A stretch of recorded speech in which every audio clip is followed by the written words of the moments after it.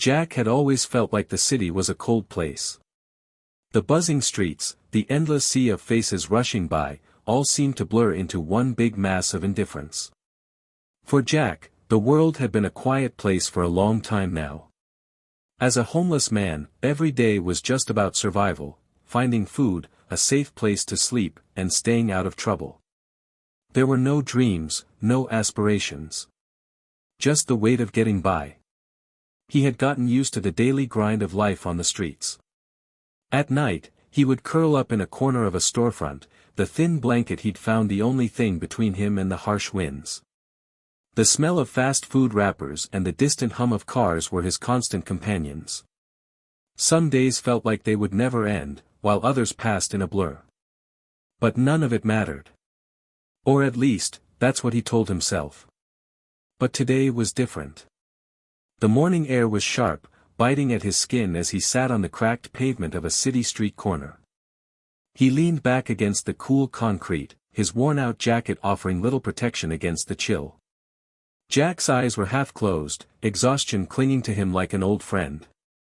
He had barely slept the night before, his thoughts swirling around memories he couldn't shake.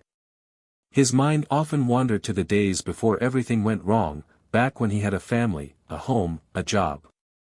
Back when life made sense. But those days were gone, and all that remained was the hollow emptiness of the present. Jack didn't notice the figure approaching him until the person was standing right in front of him. He opened his eyes, squinting up at the man. The man was tall, dressed in a sharp black suit, his expression unreadable. Jack assumed he was just another person passing by, the kind who wouldn't spare him a second glance. But this man was different. There was something about him that Jack couldn't quite put his finger on. Maybe it was the way he stood, so calm and composed in a world that was anything but. Or maybe it was the strange sense of familiarity, as though Jack had seen this man before, although that couldn't possibly be true. After all, Jack had spent most of his days in isolation, far removed from the busy world around him. The man stared down at him for a moment, and Jack shifted uncomfortably, unsure of what to expect. Was this someone who was going to mock him? Or maybe throw him a few coins, just to feel better about themselves? But instead, the man bent down slightly, bringing his face closer to Jack's. Jack's breath caught in his chest. He could smell the faint scent of cologne and expensive leather. The man's eyes were intense, but there was no judgment in them, just an unsettling calmness. And then, in a voice that was barely above a whisper, the man said something that would change Jack's life forever. "You're better than this. You know you are." For a moment, Jack wasn't sure if he had heard the words correctly. His brain was still foggy from lack of sleep, and the harsh reality of his situation made it hard to focus on anything for too long. But the man's words hung in the air, suspended between them like a challenge. Jack stared at him, blinking in confusion. What did he mean? Better than this? Jack had lost everything. He had no home, no family, and no future. What was there to be better than? Before Jack could say anything, the man turned and began walking away. His footsteps were light, almost silent, as he disappeared into the crowd of passers-by. Jack watched him go, still processing the strange encounter. He couldn't shake the feeling that something had shifted, that something in the air had changed, even if just for a moment.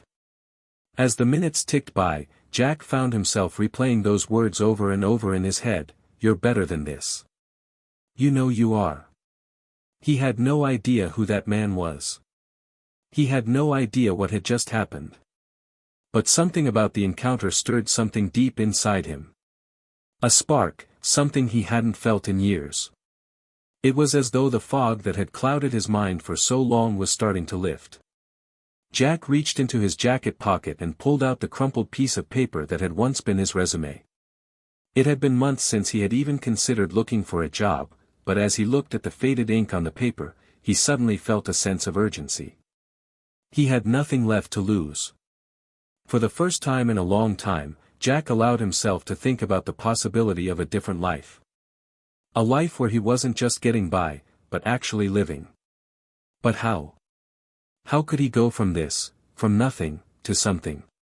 And what had that man meant?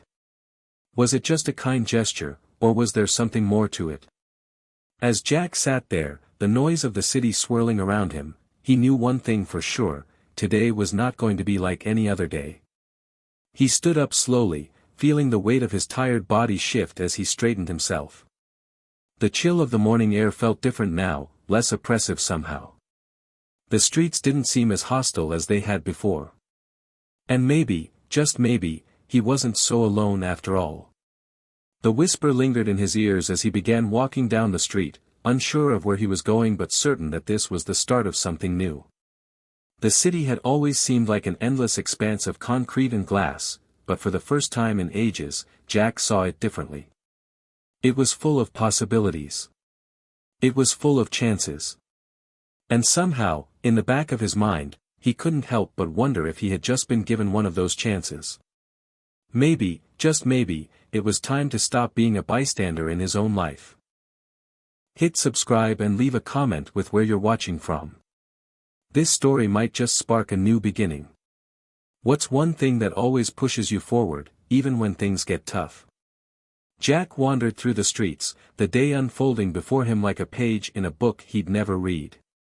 The whisper of that strange man echoed in his mind: "You're better than this.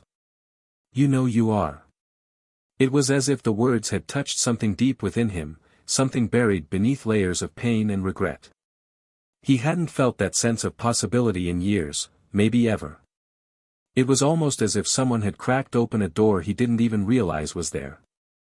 But what did it mean? Could he really be better than this life on the streets? Could he really change? Jack had never been the kind of person to think about what-ifs. He hadn't had the luxury of dreaming. Dreams were for people who had the time and the resources to chase them. For people who didn't have to think about where their next meal was coming from. For people who didn't spend their nights trying to find shelter from the cold or worrying about being moved along by the police. His past seemed like a distant memory, something he couldn't quite grasp anymore. Before he had become the man who sat on street corners and begged for change, there was another version of Jack. A version of him who had hopes, ambitions, and a family. Jack had once been a tech entrepreneur, fresh out of college, full of dreams of changing the world. He had a job at a small startup, working on software development, surrounded by bright minds and exciting projects. He had his own small apartment, a routine, and a future that seemed promising. Everything felt like it was falling into place. But that was before the accident. It had been a rainy evening when the car had slammed into the side of the road. Jack was just a passenger, on his way home from a dinner with some friends, but the crash had changed everything. The car had flipped, and when the dust settled, Jack found himself in the hospital, broken and bruised, but alive. His friend, the driver, wasn't so lucky. The accident had left Jack with a shattered body and a shattered mind. The physical scars healed over time, but the emotional scars, the guilt of surviving, the grief of losing someone close, the anger at the universe, were much harder to overcome. He couldn't hold it together anymore. The grief, combined with the pain from the accident, spiraled him into a depression that he couldn't shake. He lost his job. He lost his apartment. And he lost his sense of self. His downward spiral continued, with each day feeling like a new form of torture. He tried therapy, but it didn't help. He tried medication, but the pills didn't make the pain go away. Eventually, the only escape he found was through alcohol. And that became his life, a never-ending cycle of drinking, numbness, and regret. Then, one cold morning, he found himself on the streets. Homeless. Alone. No job, no family, no place to call his own. The man he had been, the man who once had a purpose, was gone, replaced by a hollow shell of himself. As Jack walked now, the memories of his past seemed to float around him like ghosts, haunting him with reminders of who he used to be. He could still remember his father's voice, full of hope, telling him that he could do anything if he put his mind to it. And his mother, always so supportive, telling him that she was proud of him, no matter what.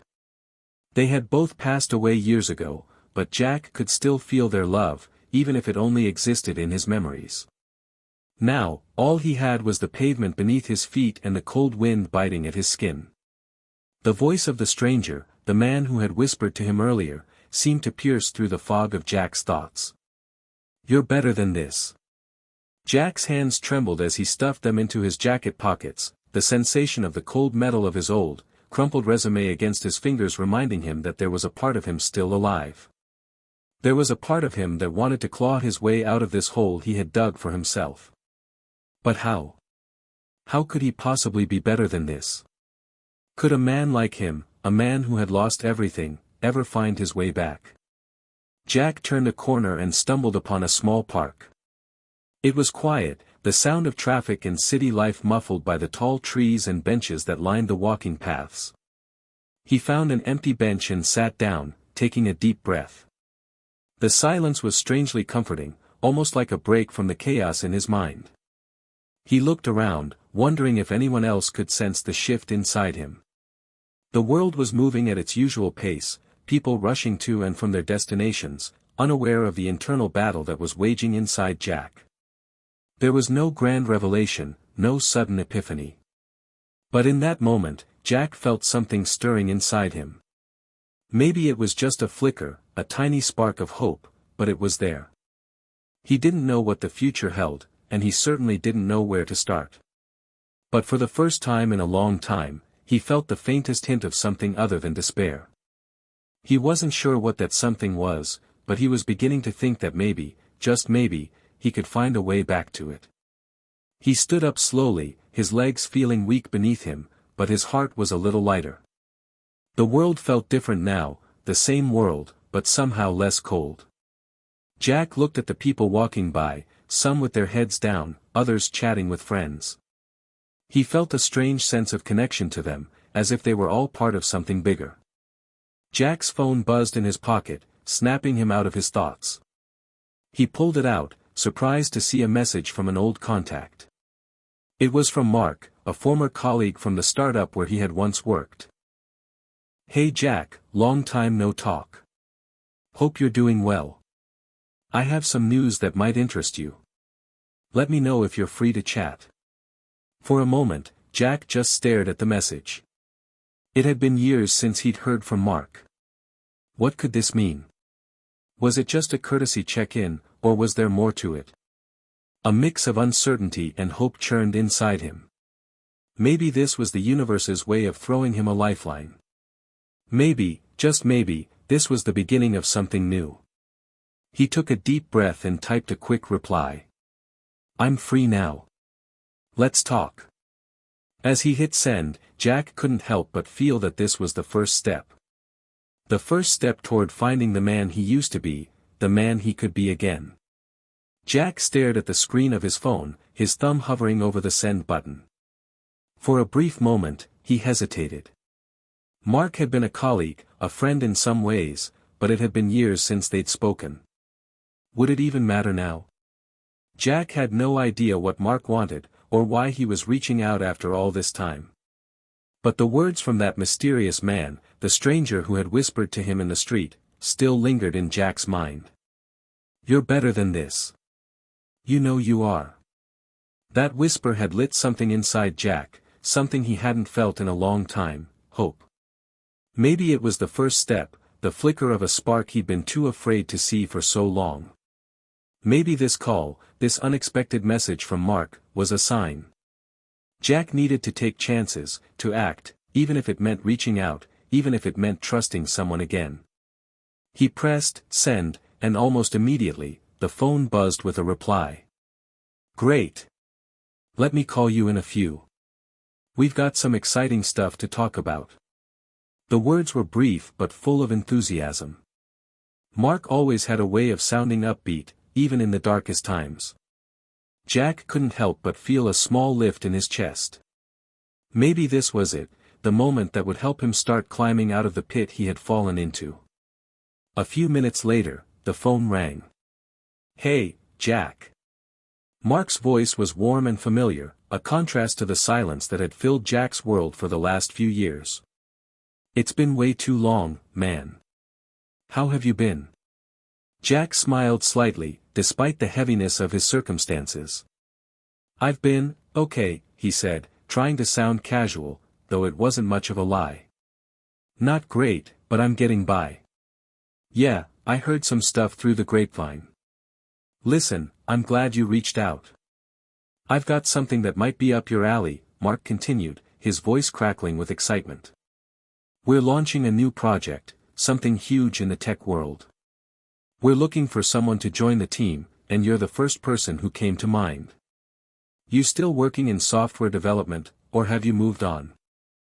Jack was taken aback by the offer. After everything that had happened, he never thought he'd be on anyone's radar again, especially not for something big.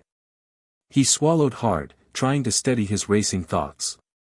I haven't done much in that field recently. I've been kind of out of touch with it, actually." Mark chuckled, the sound warm and reassuring. "Well, that's why I'm calling.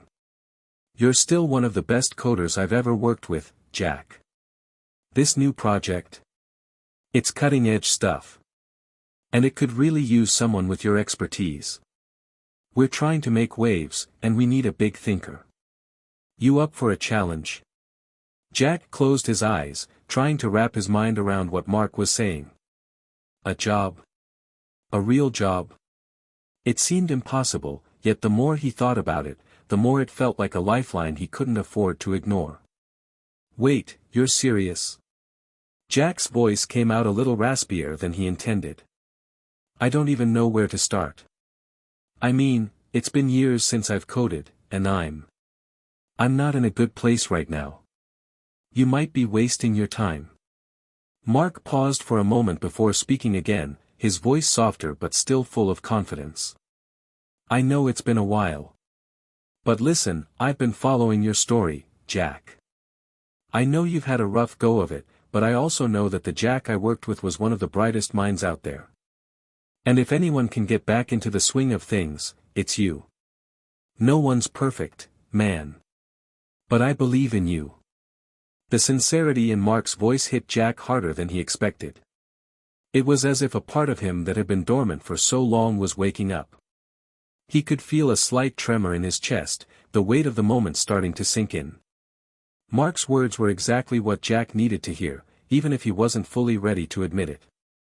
It was as though Mark had just thrown him a rope, and now it was up to Jack to grab hold of it. I don't know if I can just jump back into something like that," Jack said, his voice quiet. "It's been a long time. I'm different now. Hey, you're still the same guy who helped me debug that entire program before the deadline on that last project, right? You still have that fire in you. I know it. And if you need time to get up to speed, I'm sure we can work with you. But don't let fear stop you, man. This could be your shot." Jack could hear the encouragement in Mark's words, and for the first time in what felt like forever, he thought maybe, just maybe, he wasn't as far gone as he thought.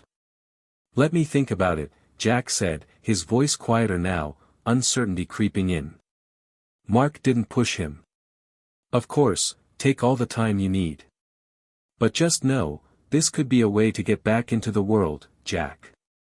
A real chance to make something of yourself again. Let me know what you think, all right?"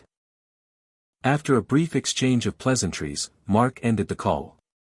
Jack sat there for a long while, his phone still in his hand, staring at the screen as though it might offer some more answers. He didn't even know if he could do it, return to the life he had once known. But the more he thought about it, the more the idea of trying seemed to pull at him. Maybe Mark was right. Maybe this was his chance to reclaim the parts of himself he had lost along the way. Jack's fingers trembled as he set the phone down. For the first time in a long time, he felt something akin to hope. It wasn't much, but it was enough to take that first step. The city around him seemed less intimidating now. The sidewalks weren't so empty, the buildings didn't feel as cold. He wasn't sure if he could make it back to who he once was, or if he even wanted to.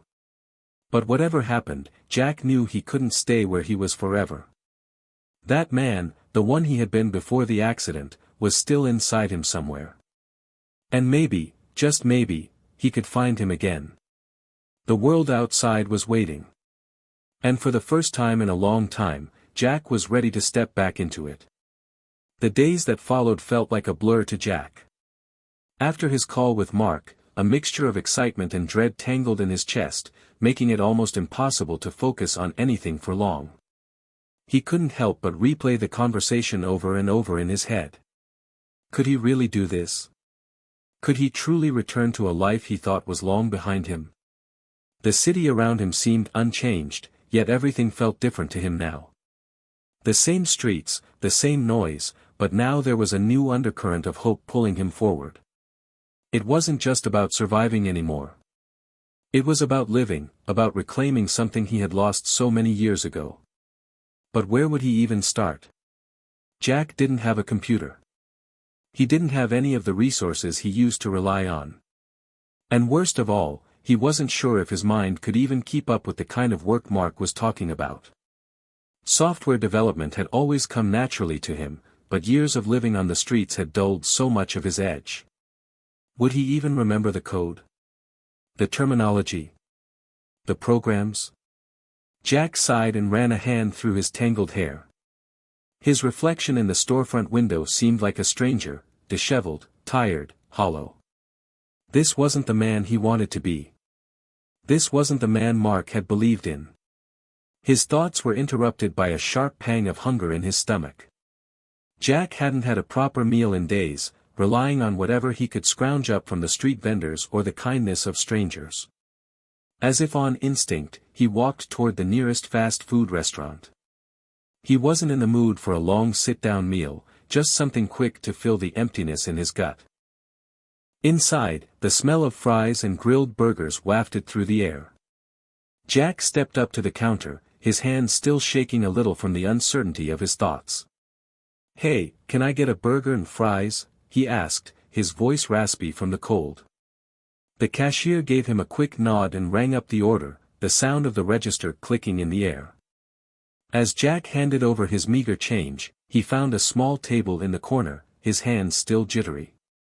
His fingers brushed the edge of his worn-out jacket pocket, feeling the crumpled piece of paper with his resume inside. He hadn't dared to look at it for days. He hadn't dared to think about it at all.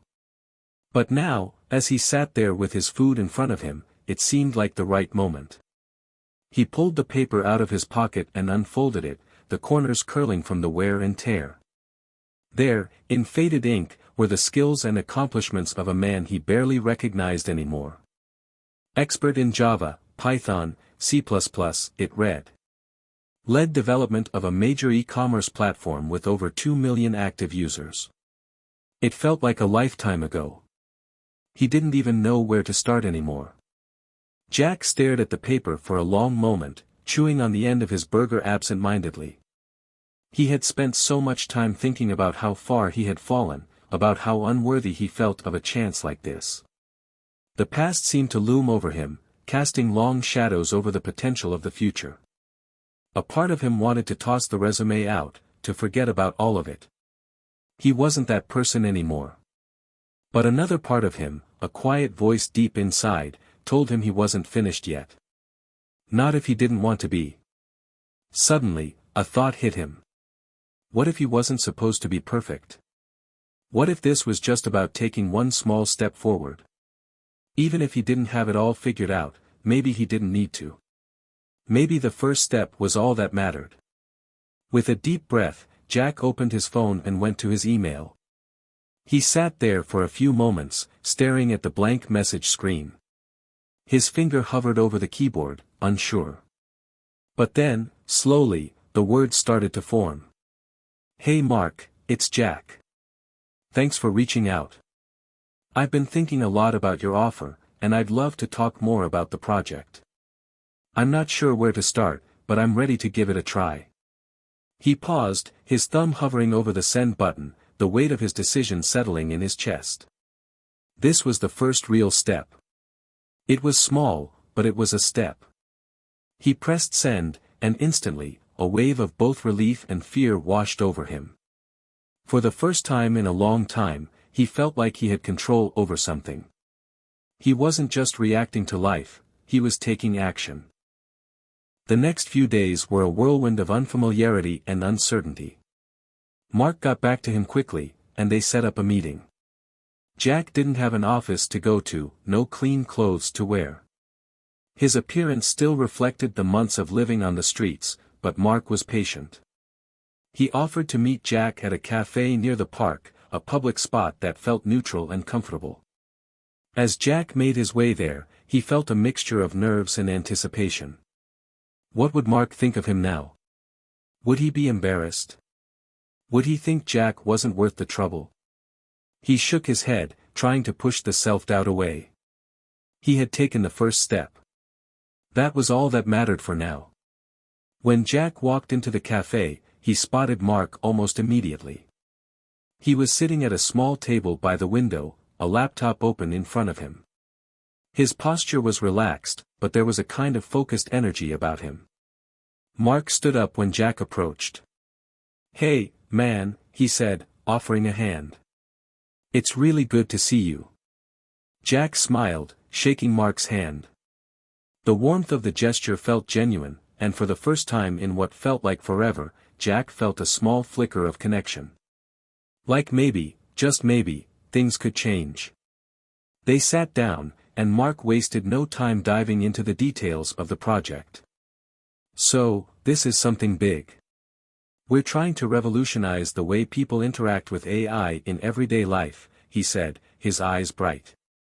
"It's a chance to make a real impact." Jack listened closely, nodding. As Mark spoke, the old spark that had once driven him came to life. He may have been rusty, but he could follow along. He could still understand what Mark was talking about. It felt like a challenge, but it was a challenge he could rise to. When Mark finished explaining, he looked at Jack expectantly. "So, what do you think? You ready to jump back in?" Jack paused, letting the weight of the question settle. He could feel the pull of the past, the safety of where he had been. But he also felt the pull of something more, something he hadn't allowed himself to feel in years: hope. "I'm ready," Jack said quietly, his voice stronger than it had been in a long time. Mark smiled, and Jack knew that whatever came next, he had made the right choice. The path ahead was uncertain, but it was his to walk. The first step was behind him, and now it was time to take the next one. The next few weeks were a whirlwind for Jack.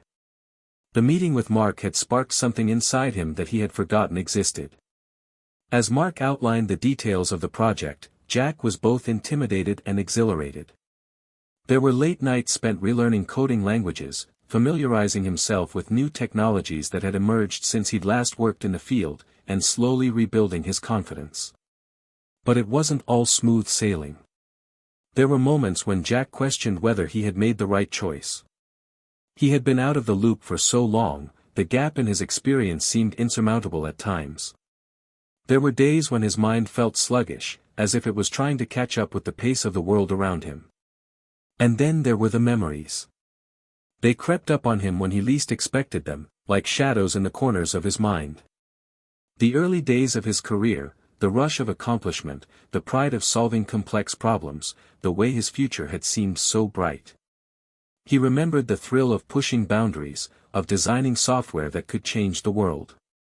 But those days had slipped away, replaced by a harsh reality that had left him broken and lost. Jack had built his life on the idea that he could handle anything. That he could push through the hard times and keep moving forward. But the years spent on the streets, struggling with his own demons, had worn him down. The man who once saw the world as a series of opportunities had become someone who could barely recognize himself. It was easier to forget those memories when he was lost in the work, when his mind was occupied by algorithms and code. But as soon as the laptop shut and the silence returned, those memories came rushing back. They were like ghosts, haunting him with what he had lost. Jack couldn't afford to get lost in the past. Not now. He had a chance to rebuild, to start fresh, but every step forward seemed to be weighed down by the things he wished he could forget. One evening, after a particularly grueling coding session, Jack found himself standing outside the small apartment he had rented. The street was quiet, the soft hum of the city in the distance, and for a moment, he allowed himself to breathe. He had made progress, there was no denying that. But the past was still there, lurking at the edges of his mind. It was then that he saw someone across the street, a familiar face. A woman, walking with purpose, but she paused as she noticed him standing there. Jack. Her voice was tentative, but there was recognition in it. Jack turned, startled. For a moment, he couldn't place her, but then it hit him. It was Emily. Emily, his ex-girlfriend. The woman he had loved, the woman whose life he had shattered when everything fell apart. Emily, he said, his voice tight. I didn't expect to see you here. She smiled faintly, but there was a sadness in her eyes. I could say the same, she replied, taking a step closer. You look better. I mean, it's been a long time. Jack didn't know what to say. Yeah, I'm trying, he said, his words coming out awkwardly. I'm working on something. Trying to get back to where I was. Emily nodded, looking down at the ground for a moment. You always did have a way of figuring things out, she said softly. I never stopped believing in you, Jack. Her words hit him harder than he expected. Jack hadn't realized how much he missed hearing someone say that, especially Emily. When everything had collapsed, she had been one of the few people who had stuck by him, until she couldn't anymore. The disappointment, the broken promises, the lies, it had all become too much for her. And when she left, Jack had felt the weight of it all. I'm sorry, Jack blurted out before he could stop himself. For everything. I know I hurt you. I wasn't the man you deserved. Emily shook her head, cutting him off. I'm not here for an apology, Jack, she said quietly. I'm here because I need you to know something. She took a deep breath, then looked at him squarely. I want you to know that I never stopped hoping that you would come back from all of this. That you would find your way. It's not easy, I know. And it wasn't fair to you, what happened between us, but I never wanted you to give up on yourself. Jack swallowed hard, his throat tight with emotion. He had thought about this moment 1,000 times. The moment where he would apologize, the moment where he would try to explain what had happened. But now that it was happening, he realized how much more he needed to heal, how much more he had left to work through before he could truly make amends. I'm not perfect, Emily, Jack whispered. But I'm trying. Every day, I'm trying to be better. I don't know if I can make things right, but I'm not giving up anymore. She smiled softly, her eyes filled with something he couldn't quite read. I hope you find what you're looking for, Jack, she said, her voice almost wistful.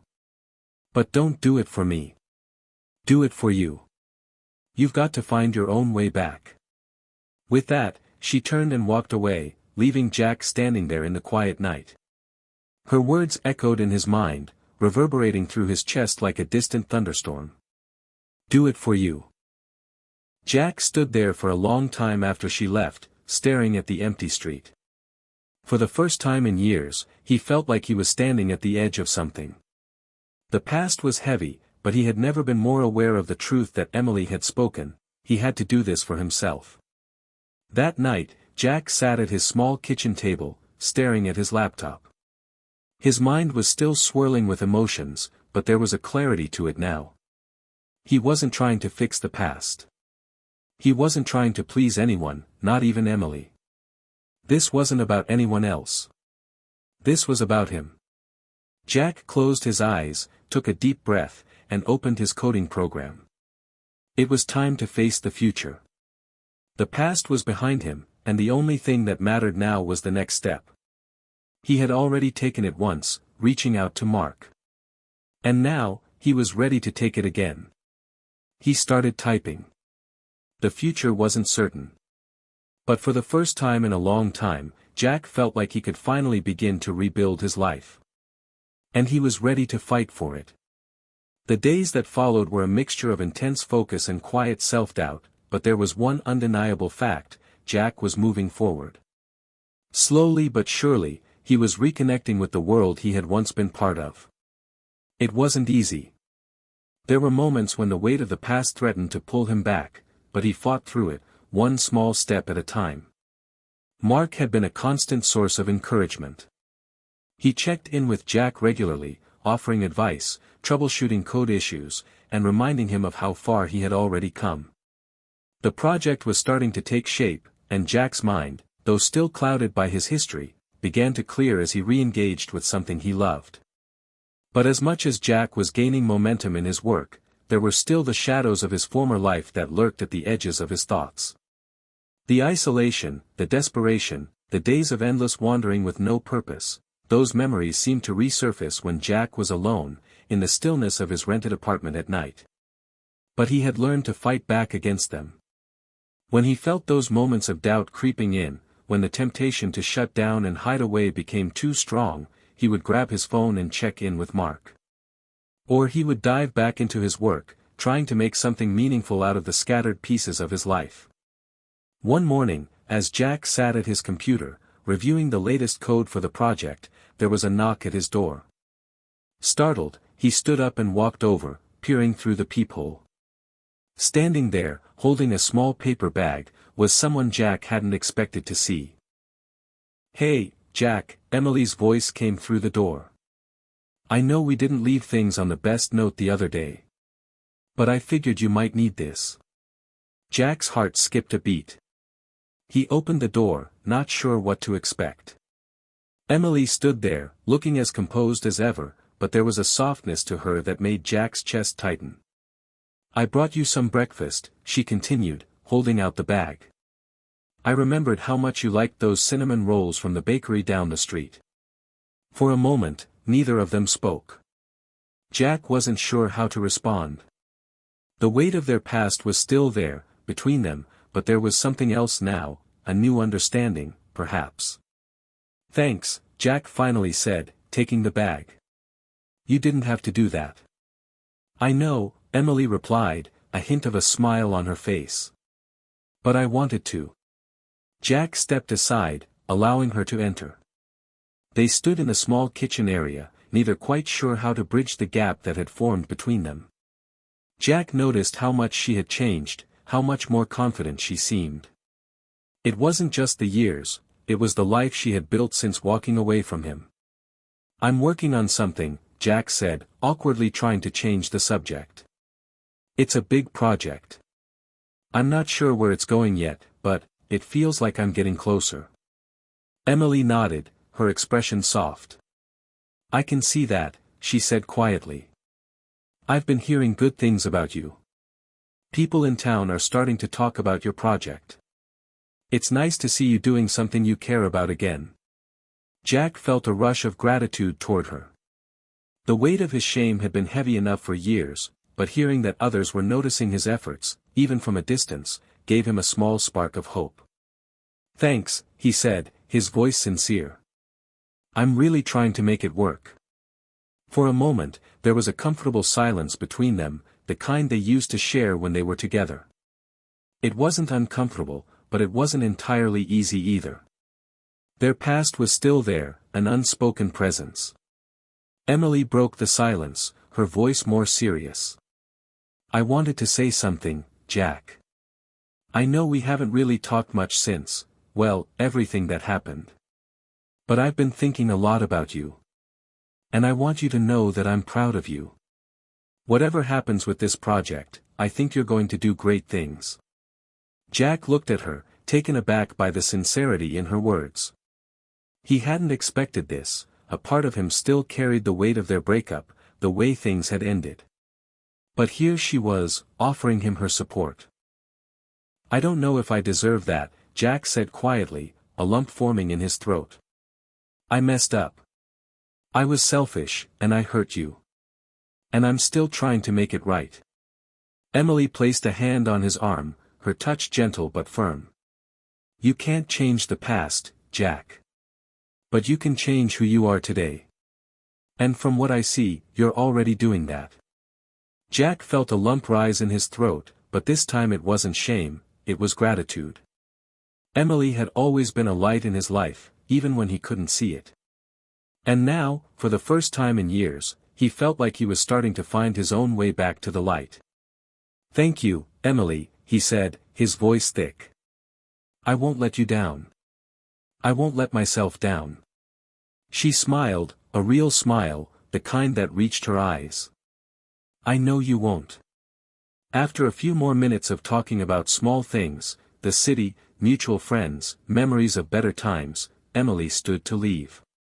Well, I'll let you get back to it, she said, picking up her bag. But I just wanted you to know that I'm rooting for you. I always will be. Jack walked her to the door, and as she stepped out, he felt a strange sense of peace wash over him. He didn't know what the future held, or if he and Emily would ever find their way back to each other.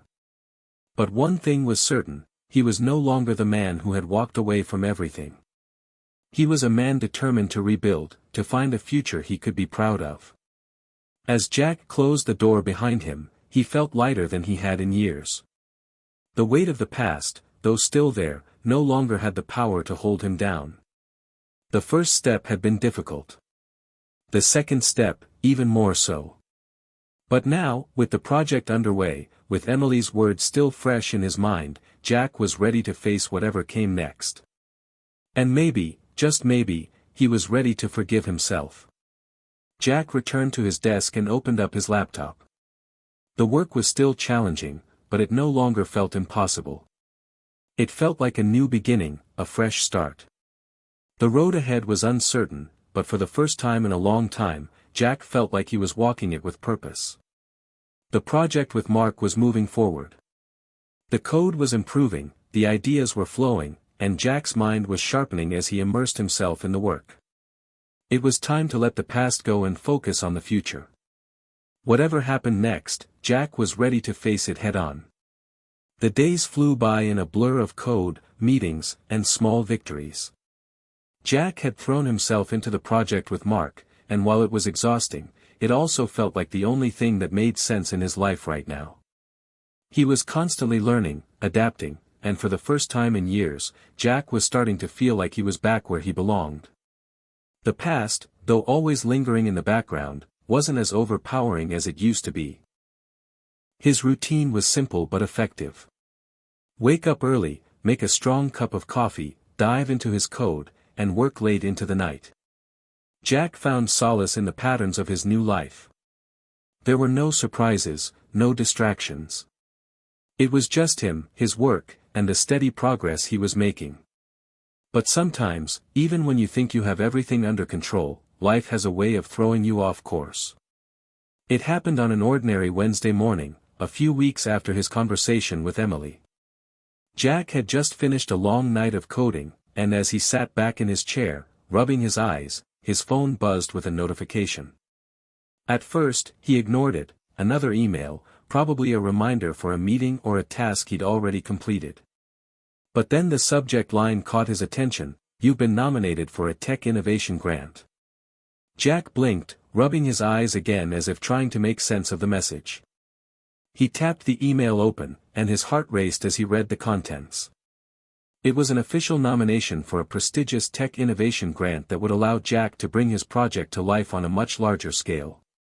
The grant was known for funding breakthrough projects that had the potential to change industries, and here he was, being considered for it. His mind spun with disbelief. How could this be happening? Just a few months ago, he had been homeless, struggling to get by. And now, not only was he back on his feet, but he was being given an opportunity to make a real impact. The email instructed Jack to submit a more detailed proposal for his project, explaining how it would innovate and solve a major problem in the tech space. There was a deadline for the application, 2 weeks. It felt like both a lifetime and a blink of an eye at the same time. Jack immediately called Mark. "Mark, you won't believe this," Jack said, his voice shaky with excitement. "I've been nominated for a tech innovation grant. This is huge. There was a brief pause on the other end of the line before Mark's voice came through, filled with genuine enthusiasm. That's incredible, Jack. I knew you had it in you. This is the kind of thing that can change everything for you. You've got to apply. Jack sat back down at his desk, still processing the news. I don't even know where to begin. I'm still new to all of this. What if I'm not ready for something like this? Mark's response was quick and reassuring. You've been ready for this for a long time, Jack. You're more than capable. The work you've done on this project so far is impressive. All you need to do now is put together a strong proposal. I'm here to help. Jack's heart swelled with gratitude. He had come a long way, and now, with Mark's guidance, he was about to take another giant leap forward. As he hung up the phone, Jack sat quietly for a moment. He couldn't help but think back to where he had started, the cold nights spent under bridges, the hopelessness that had clouded his every thought. There was no way he could have imagined this, no way he could have predicted that one conversation with Elon Musk would lead him to this point. But that's the thing about life, it changes in an instant. One decision, one conversation, one spark of hope, and everything can shift. Jack took a deep breath, opened his laptop, and started to work. The application would take everything he had, but for the first time in a long time, he was ready to give it his all. 2 days later, Jack sat at his desk, staring at the blinking cursor on his screen. The grant proposal was proving to be more difficult than he had imagined.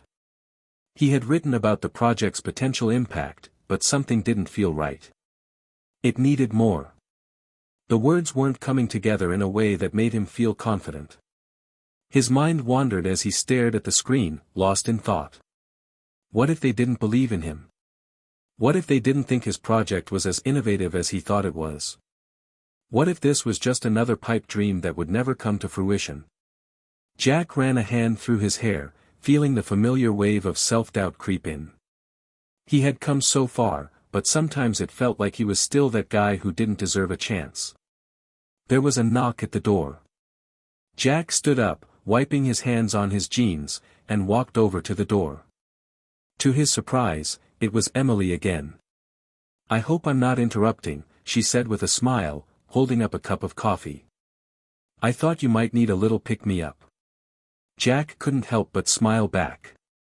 It had been a few days since they'd last seen each other, and he had to admit, he had missed her presence, even if it was just for a brief moment. Come on in, he said, stepping aside. You're just in time for a little crisis of confidence. Emily raised an eyebrow as she stepped inside, looking around at the apartment. A crisis of confidence? What happened? I'm working on this proposal for the grant, Jack said, running a hand through his hair again. But I'm stuck. I don't know if what I'm saying is even making sense, and the pressure's kind of getting to me. Emily walked over to his desk, her eyes scanning the proposal on the screen. Let me see, she said, sitting down beside him. Jack hesitated, but then he slid his laptop over to her. Emily read through his words in silence, her brow furrowed in thought. After a few minutes, she looked up, her eyes meeting his. Jack, she said, her voice steady. You're overthinking it. This project? It's not just about the technical details. It's about the passion behind it. You're doing this for a reason. It's not just about the code. It's about the change you want to make in the world. Write about that. Tell them why it matters to you. Jack stared at her for a moment, his heart racing. Emily's words hit him harder than he expected. It wasn't about perfection. It wasn't about getting everything right. It was about the why. The purpose. He smiled, feeling a wave of relief wash over him. I think you're right, he said softly. I've been so focused on the details that I forgot why I'm doing this. Exactly, Emily replied, smiling back at him. Just remember, your story matters. And that's what will set your project apart. Jack nodded, his mind clearing for the first time in days. He wasn't just writing a proposal. He was telling a story, his story. The story of a man who had come from nothing and was now fighting to make something meaningful out of his life. With renewed energy, Jack turned back to his laptop and began typing. The words flowed now, each sentence stronger than the last. It wasn't perfect, but it felt real. And that was enough. The deadline for the application was fast approaching, and Jack was fully immersed in the process now. Emily's words had given him the clarity he needed, and as he clicked "Submit" on the final proposal, he couldn't help but feel a sense of accomplishment. He had come so far. After submitting his grant proposal, Jack felt a sense of both relief and anticipation. It was out of his hands now, and all he could do was wait. The wait felt endless, the uncertainty gnawing at him. For a man who had spent most of his life battling one setback after another, the feeling of waiting for something that could change his future was almost unbearable. Days turned into weeks, and Jack's routine began to shift. He still worked hard on his project, but the looming uncertainty of whether the grant would come through cast a shadow over everything. It was difficult to focus fully, even though he had so many other small victories to celebrate. The work with Mark was progressing well, and the feedback from his peers was overwhelmingly positive. Yet, there was always that question hanging in the air: would it be enough? Mark called him one afternoon, his voice full of excitement. "Jack, have you heard anything yet?" "No," Jack replied, his voice tight with frustration. "I haven't heard a thing. I keep checking my email, but nothing. It's driving me crazy." Mark chuckled. "You're not the only one. I'm sure they're just taking their time. These things don't happen overnight. But hey, no matter what happens, you've already done something amazing here. You've come so far." Jack nodded, though it didn't fully lift the heaviness in his chest. "I know. But this grant could change everything. It's the kind of opportunity one can't let slip through my fingers." "I get that," Mark said seriously. "But don't let this one moment define you. You've already shown what you're capable of. And if you don't get it, there will be other opportunities. Just keep pushing forward, and you'll get there." Jack appreciated Mark's words, even if they didn't do much to ease his anxiety. He knew Mark was right, there would be other opportunities. But the weight of this one felt like it might break him if it didn't go through. It wasn't just about the project anymore, it was about proving to himself that he could do this. Proving that he wasn't the same man who had been wandering the streets just a few months ago. The next few days were an exercise in patience. Jack focused on work, pouring himself into the project with Mark. But when he wasn't working, he found himself checking his email obsessively. He couldn't help it, each time the notification came through, his heart would race, only to be disappointed by another update, another junk email, or another spam message. It was late one night, nearly 2 weeks after he had submitted the proposal, when he finally saw it, an email with the subject line, "Tech Innovation Grant, your application status." Jack's breath caught in his throat as he clicked it open. He held his breath as he read the first line: "We are pleased to inform you that your application for the Tech Innovation Grant has been accepted for consideration. We were impressed by the depth and potential of your project, and we would like to invite you to present your idea in person at our upcoming Innovation Summit." Jack's heart pounded in his chest. He read it again, just to make sure he hadn't misread it. He had made it to the next stage. The next step was real. He immediately called Mark, barely able to contain his excitement.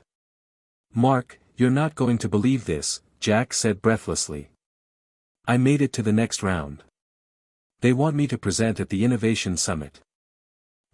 This is huge, man." Mark's voice crackled with excitement. "Jack, that's amazing. I knew you had it in you. This is your shot." Jack felt a wave of gratitude wash over him. He had doubted himself so many times, but now, here it was. His chance to prove everything he had worked for, to show the world what he was capable of. The email provided details for the presentation. Jack would need to prepare a 10-minute pitch, followed by a Q&A session. They would cover everything from the technical aspects of the project to the potential impact it could have on the tech industry. It was an intimidating challenge, but it was also exactly what Jack had hoped for. The next few days were a whirlwind of preparation. Jack immersed himself in perfecting his pitch, rehearsing in front of the mirror, and refining the details of his project. He knew that this was his moment, and he couldn't afford to squander it. Mark was there every step of the way, offering advice and encouragement, and together they fine-tuned every aspect of Jack's presentation. But the closer the day of the Innovation Summit came, the more nervous Jack became. He had dealt with fear and uncertainty for most of his life, but this was different. This wasn't just about survival, this was about taking a leap and trusting that he was ready. He had to convince a panel of industry experts, investors, and potential partners that his project was worth their time, money, and energy. Emily checked in on him as well. She could tell something was different about Jack in the days leading up to the presentation. The nervous energy was palpable, but she also saw something else in him, confidence.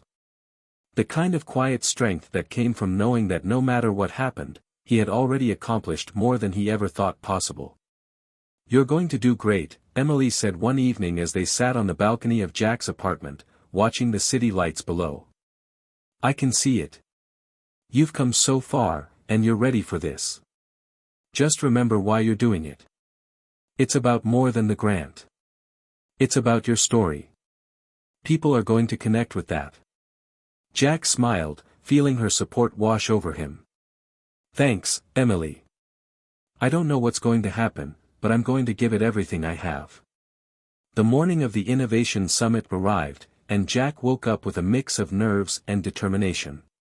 He dressed in a sharp suit that Mark had helped him pick out, though it felt foreign to him. He had spent so much time in old clothes, walking the streets, that it was strange to be dressing like this now. But it felt like the right choice. This wasn't just about the project, it was about who he was becoming. He took one last look at himself in the mirror, feeling a surge of determination. This was it. The moment he had worked for. As he left the apartment and headed toward the summit venue, he couldn't help but feel a sense of pride. He had made it this far. It wasn't just about winning or losing, it was about showing up. And showing up was the hardest part of all. As Jack entered the venue, he was greeted by a sea of people, all there with the same goal in mind, to make a name for themselves, to change the world. He could feel the energy in the room, the nervous excitement that crackled through the air. It was a world he hadn't been part of before, but now, it was his world. He took a deep breath, squared his shoulders, and stepped into the arena that would define his future. In just a few hours, Jack would be on stage. Would it be enough? Jack stood backstage, pacing nervously. His palms were sweaty, his throat dry, and his heart thudded in his chest. The noise from the crowd outside the backstage area felt distant, muffled by the thick curtain separating him from the main event. The anticipation was nearly unbearable. His mind was racing, rehearsing the pitch over and over in his head, wondering if he had everything just right. What if he forgot a key point? What if he stumbled during the Q&A? He glanced at the large clock on the wall. It was almost time. There were only a few other presenters left before him, and then it would be his turn to take the stage. Jack had prepared meticulously for this moment. He knew his project inside and out. He knew how it could change the tech industry, how it could solve real-world problems that had plagued businesses and individuals for years. But still, the self-doubt lingered. It always did, especially when he was about to put everything on the line. Mark's words echoed in his mind, as they had so many times before, "You've got this, Jack. You're ready. You've earned your place here." And it was true. He had come so far. The days of feeling invisible and hopeless, wandering the streets, had faded into a distant memory. But that didn't mean the nerves would vanish. Not when so much was at stake. Emily's voice was in his head too, "Remember why you're doing this. You're telling your story. People will connect with that. Jack took a deep breath and adjusted his tie, staring into the mirror one last time. It wasn't just about the grant anymore.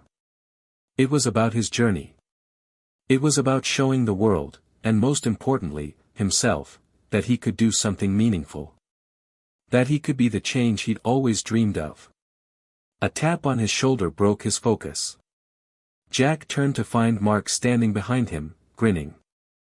"Ready?" he asked, his voice full of encouragement. Jack nodded, feeling the weight of the moment settle on his shoulders. "As ready as I'll ever be." Mark clapped him on the back. "You're going to crush it, man. Just remember, it's about passion. You've got that in spades." Jack gave him a small smile, feeling a little of his tension ease. "Thanks, Mark. I won't let you down." Mark gave him an encouraging nod and walked toward the exit, disappearing into the crowd. It was Jack's turn now. The stage manager poked his head through the curtain. "You're up next," she said with a smile. "Best of luck." Jack nodded and followed her, his legs feeling heavy as he walked across the backstage area and toward the entrance to the stage. He could hear the murmur of the audience growing louder, the hum of whispered conversations, the rustling of papers, and the occasional clink of coffee cups. The stage lights were blinding, and he couldn't make out anyone's faces in the sea of people, but he knew they were all watching. Every eye was on him. And then, he was there. Standing in front of the microphone, staring out at a sea of faces, many of them unfamiliar but all of them important. A panel of investors, industry experts, and entrepreneurs sat at the front, their eyes trained on him. Jack swallowed hard, trying to calm the butterflies in his stomach. He began his presentation. "Good afternoon, everyone. My name is Jack Harris, and I'm here today to tell you a story. A story of a man who had nothing but the clothes on his back and the determination to build something that mattered." The audience was quiet, and Jack's voice wavered for a moment as he spoke. But as the words came, they began to feel more natural. He wasn't just reading from his notes, he was telling his story. "I didn't come from money," Jack continued. "I didn't come from privilege. I spent years on the streets, struggling just to survive. But through all of that, one thing never changed, my belief that technology could be the key to unlocking a better future. That belief is what drove me to create this project, a platform designed to streamline small business logistics, making it easier for entrepreneurs to manage their supply chains, save time, and cut costs." He paced slowly, his hands gesturing as he spoke, his voice growing more confident with every word. He talked about the problem he was solving, the technology behind it, and the potential impact it could have on businesses all over the world. But the most important part was the personal connection. Jack made sure to weave in his own journey, his own struggles, his own story. The audience needed to understand why this project mattered to him, and how it was a reflection of the resilience that had carried him through every hardship in his life. "When I was living on the streets, I didn't have much," Jack said, his voice steady now. "But I had my mind. I had the will to create something that would make a difference. I spent months learning how to code, how to build, how to make this idea come to life. And now, I'm here to show you that the difference I've created isn't just about technology. It's about giving people, like me, the chance to rebuild their lives. To make something of themselves. And I believe this platform has the power to do that for businesses all around the world." He paused, letting his words sink in. The room was silent now, the only sound being the steady hum of the air conditioning. Jack took a deep breath, knowing that the hard part was still ahead, the Q&A. That was where the real pressure would come. That was when they would really test his knowledge, his ideas, his resolve. But for now, he'd said what he needed to say. He had told his story, and he had put his heart into it. He looked at the panel and then at the audience. "Thank you for your time. I believe this project is more than just a business opportunity. It's a chance to change lives. To make a difference. And I'm ready to make that difference." With that, he stepped back from the microphone and took his seat, his heart racing. The silence in the room felt deafening as the panel exchanged looks. Jack couldn't tell what they were thinking, but he was too nervous to try. All he could do was sit there, waiting for their questions, praying that he had said enough. The Q&A session began, and Jack answered each question with as much poise as he could muster. They asked about the technical aspects of his project, the scalability, the competition in the market. He answered each question with confidence, leaning on the knowledge he had spent so many hours acquiring. He didn't hesitate. He didn't falter. But as the session went on, Jack began to feel something shift. The panel members weren't just asking questions to evaluate his idea. They were engaging with him. They were interested. And for the first time, Jack allowed himself to believe it. When the session ended, there was a moment of silence. Then, the panel members nodded at each other, and one of them turned to Jack. "Jack," she said, "we are impressed with your vision, your resilience, and your ability to turn adversity into an opportunity. We'd like to move forward with your project." Jack's breath caught in his throat.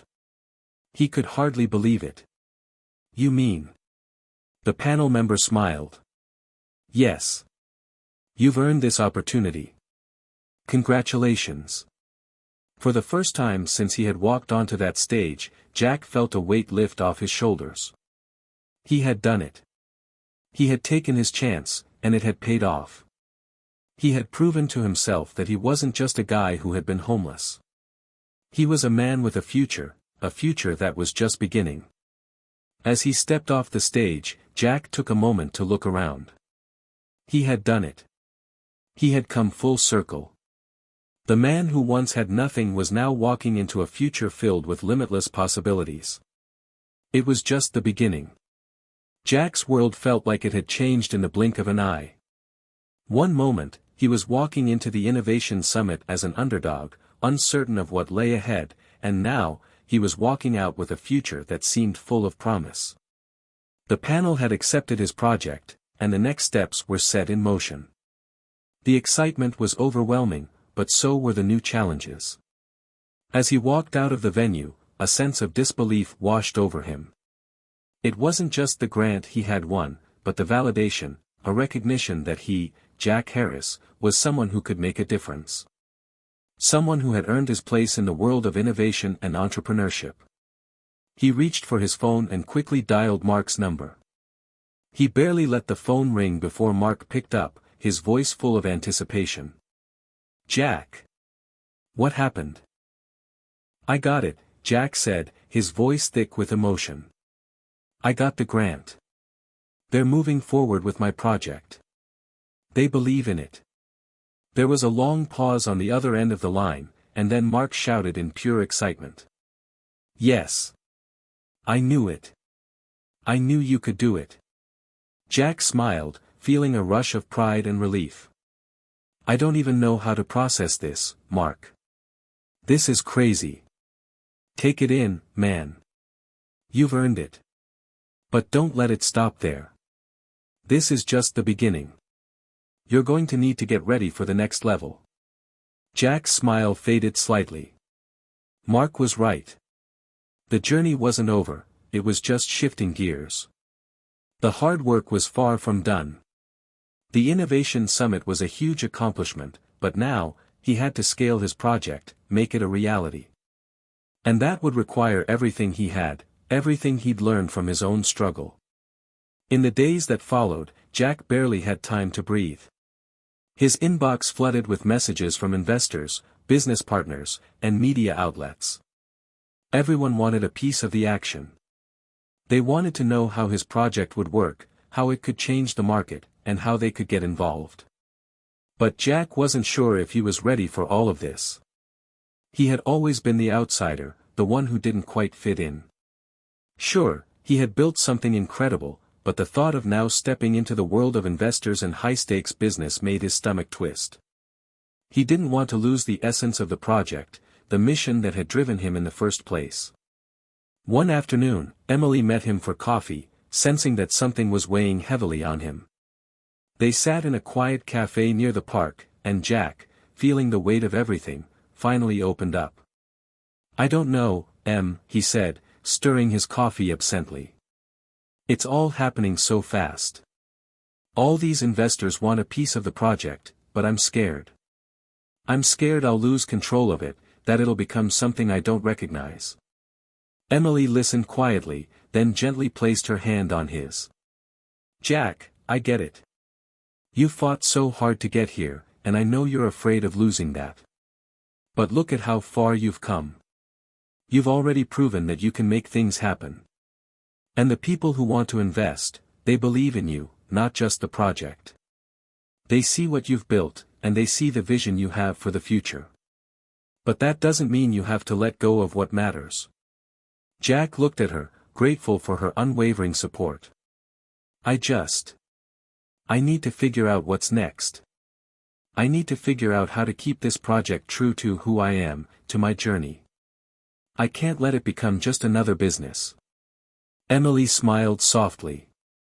I know you won't. And you don't have to do it alone. You've got people who care about you, who want to see you succeed, and you've got me. Whatever happens, we'll figure it out together. Her words settled into Jack's heart, like a lifeline pulling him back from the edge of uncertainty. It wasn't about the money, the success, or the fame. It was about the impact he wanted to make. It was about helping others like him, people who were struggling to get a foot in the door. And that vision, that purpose, would always be his guiding light. The next few weeks were filled with meetings and negotiations. Jack had a new team now, people who believed in his vision and had the skills to help bring it to life. Mark had come on board as a strategic advisor, helping to navigate the business side of things while Jack focused on what he did best, the technology. Jack had learned quickly that being an entrepreneur wasn't just about building something great. It was about leadership, about finding the right people to help carry the vision forward. But it was also about setting boundaries and staying true to his values. As the project gained momentum, Jack found himself facing more and more pressure. There were times when he felt like he was drowning in all the demands, in the flood of meetings and deadlines. The stakes were higher now, and failure wasn't an option. But Jack refused to let the stress break him. He had come this far, and he wasn't going to lose sight of his purpose. In a rare moment of quiet, as the sun set over the city, Jack reflected on his journey. He was no longer the homeless man who had nothing. He was someone who had built something from the ground up, someone who had fought to get where he was. He wasn't just doing this for himself, he was doing it for everyone who had ever been told they couldn't make it, who had ever felt invisible. And as the weight of his new responsibilities pressed down on him, Jack realized something important: he didn't have to do this alone. He had a team. He had friends.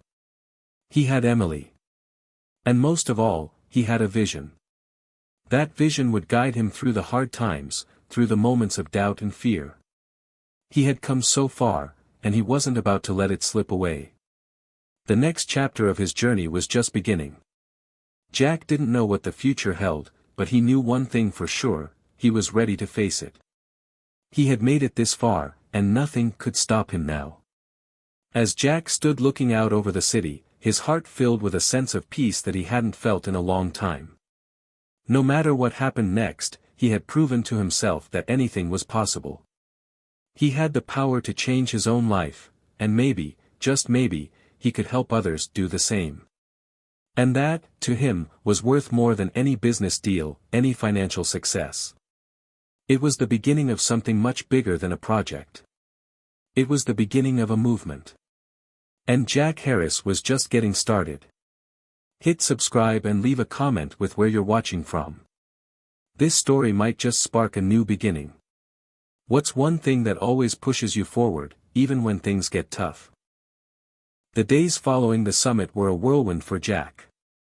The excitement of his success was still fresh in his mind, but the pressure of what came next was beginning to settle in. The business meetings, the investors' demands, the expectations from his new team, it all seemed so overwhelming at times. But what he had been missing amid all the new chaos was something just as important: time to reflect, to breathe, to remember why he started this journey in the first place.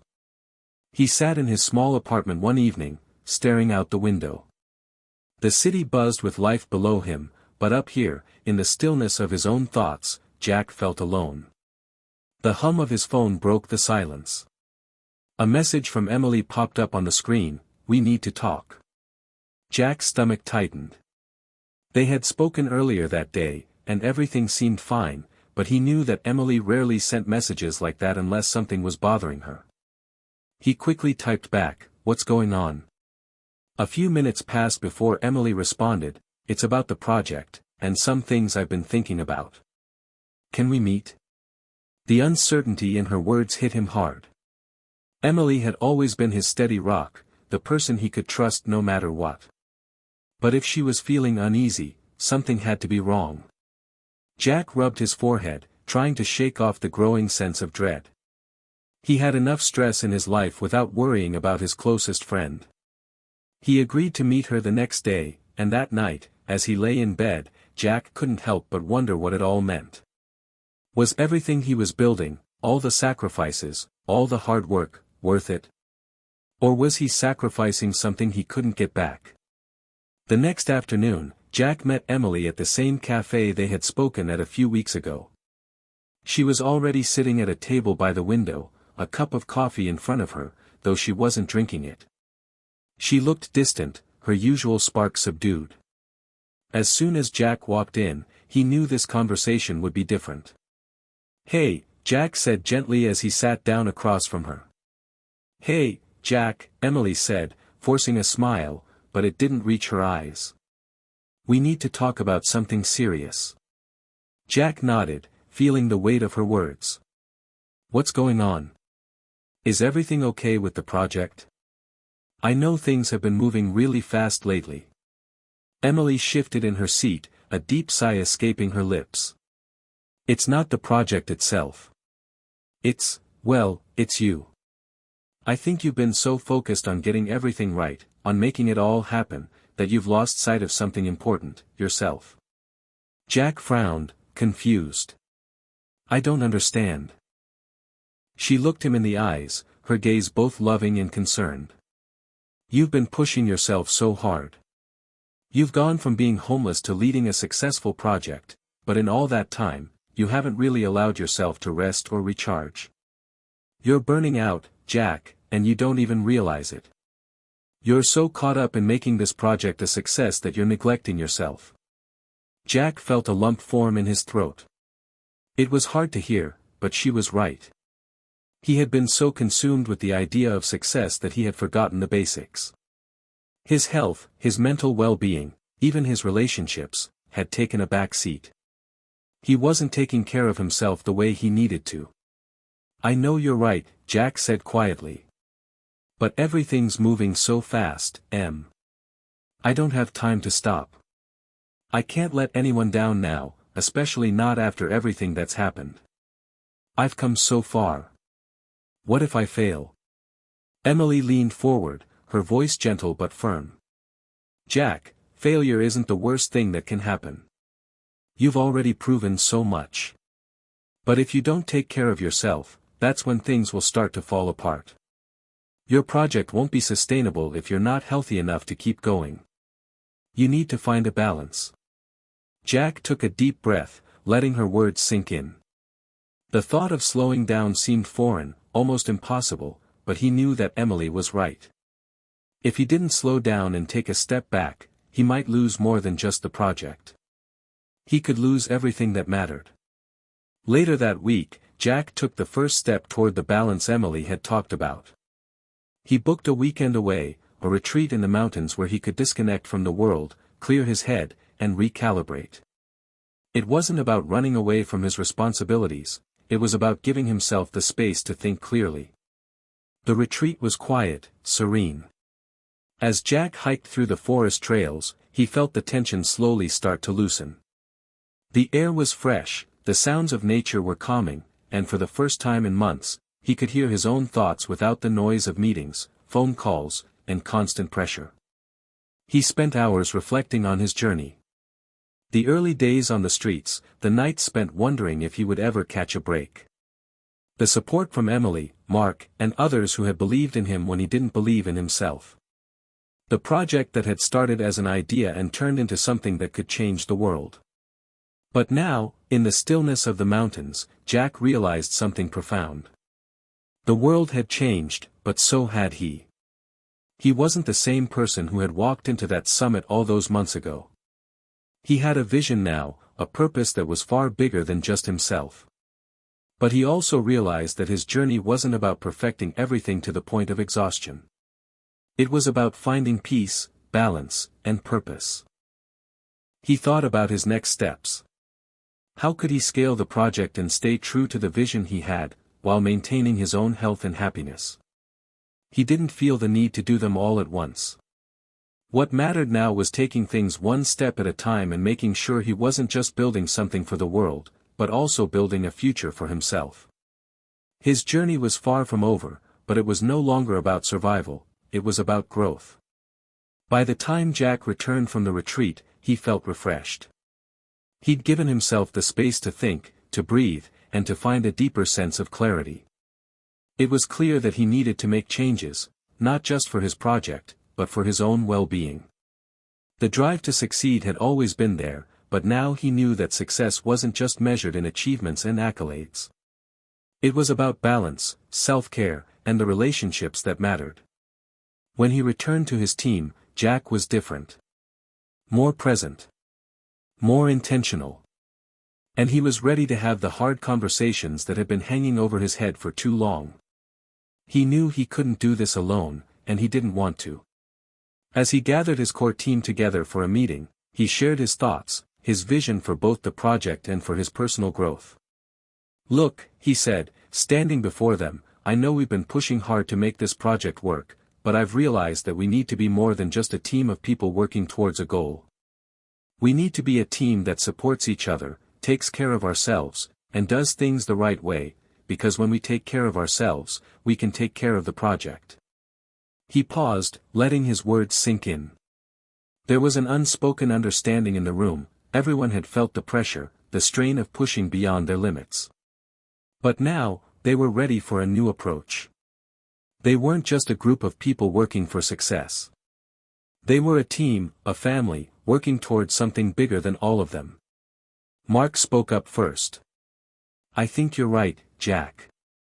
We've been all about the grind, but we've been forgetting that this project isn't just about numbers and deadlines, it's about the people we're doing it for. And if we don't take care of ourselves, we won't be able to help them." Jack nodded. "Exactly.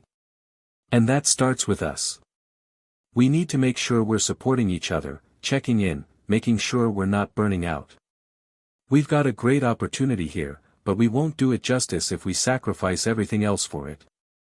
The team seemed to agree, and there was a noticeable shift in the energy. It wasn't just about what they could achieve, it was about how they could achieve it together. The following weeks were filled with a renewed sense of purpose. Jack's vision for the project grew even stronger, but now it was intertwined with a sense of personal fulfillment that hadn't been there before.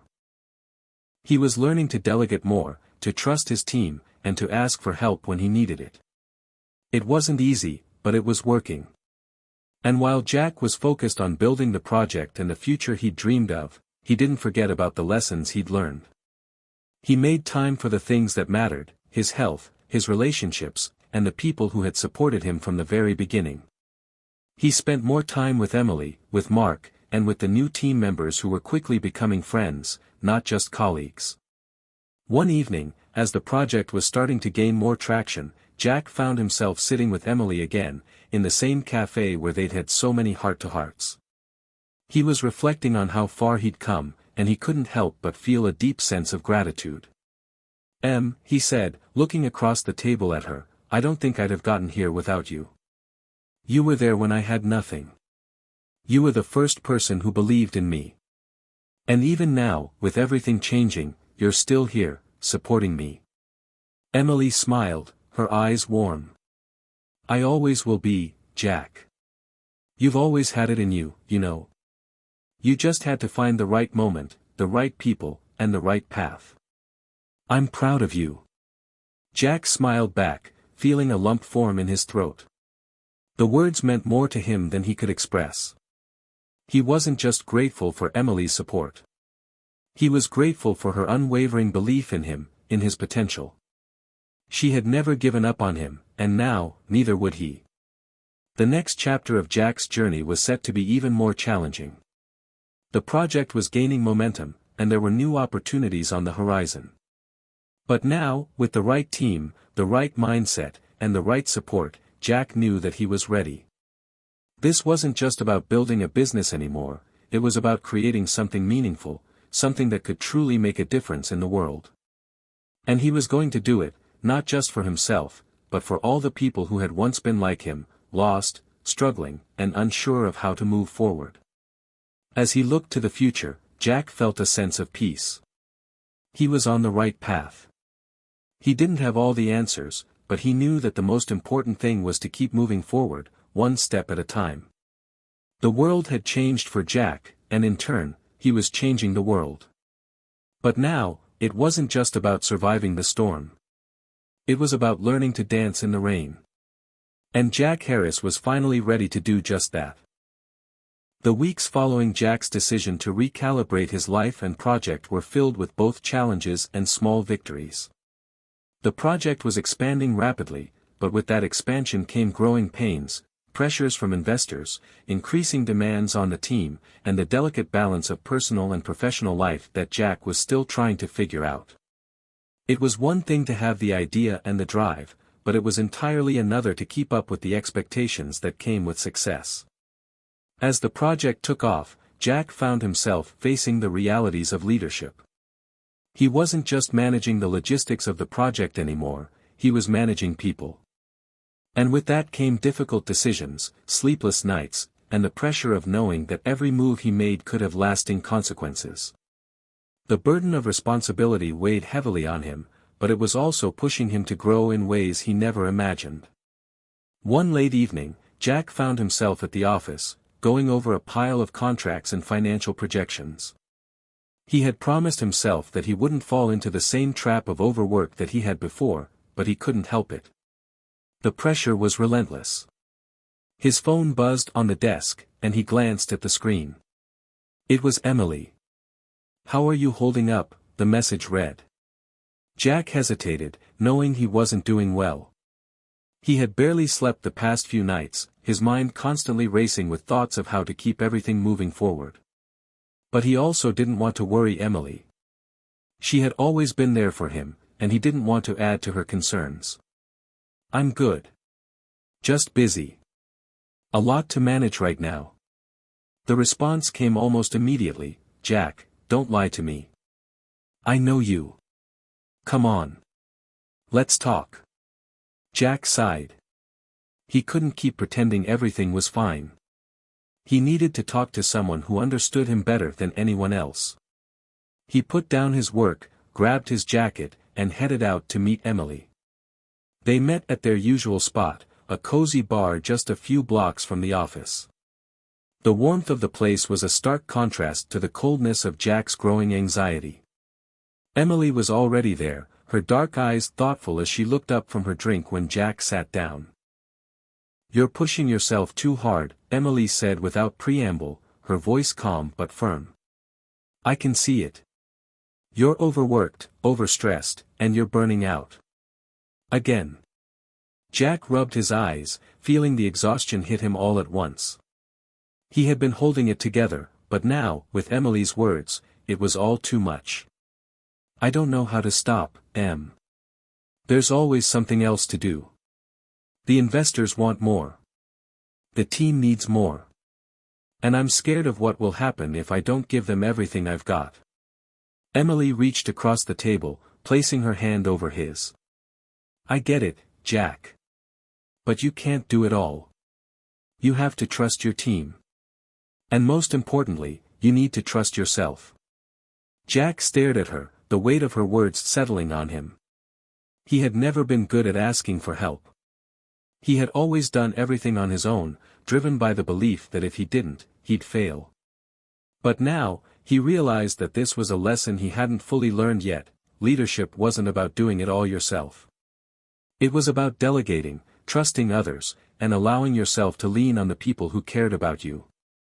"I know you're right," Jack admitted, his voice hoarse. I just don't know how to let go. You don't have to let go of the vision, Jack, Emily said, giving his hand a reassuring squeeze.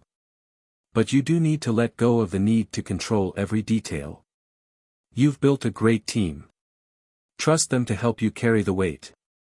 You don't have to be the only one working yourself into the ground. Jack nodded slowly. He knew she was right, but it was harder than it sounded. Letting go, trusting others, those were things that went against his nature. But if he wanted to build something sustainable, something that could truly make a difference, he had to learn how to let go. The next few days were a turning point for Jack. He sat down with Mark and the rest of the team, telling them about his struggles. He was honest about the weight he was carrying, about the fear that he wouldn't be able to keep up. And, most importantly, he admitted that he couldn't do it alone. I need your help, Jack said, his voice steady but full of vulnerability. I've been trying to carry everything on my own, but I can't. I need you all to step up, to take ownership of different areas of the project. We're a team, and I can't keep doing this by myself. Mark was the first to respond, his face warm with understanding. You don't have to do this alone, Jack. We're here for you. Whatever you need, we've got your back. The others chimed in with their support, and Jack felt a sense of relief wash over him. For the first time in a while, he wasn't carrying the weight of the project alone. The team was ready to step up, and they believed in the vision as much as he did. The next few months saw major changes for Jack and his team. They implemented new systems to streamline the project, delegating responsibilities and ensuring that no one person was carrying too much. Jack found that by trusting others and allowing himself to focus on the larger picture, he was able to be more effective, more creative, and more present.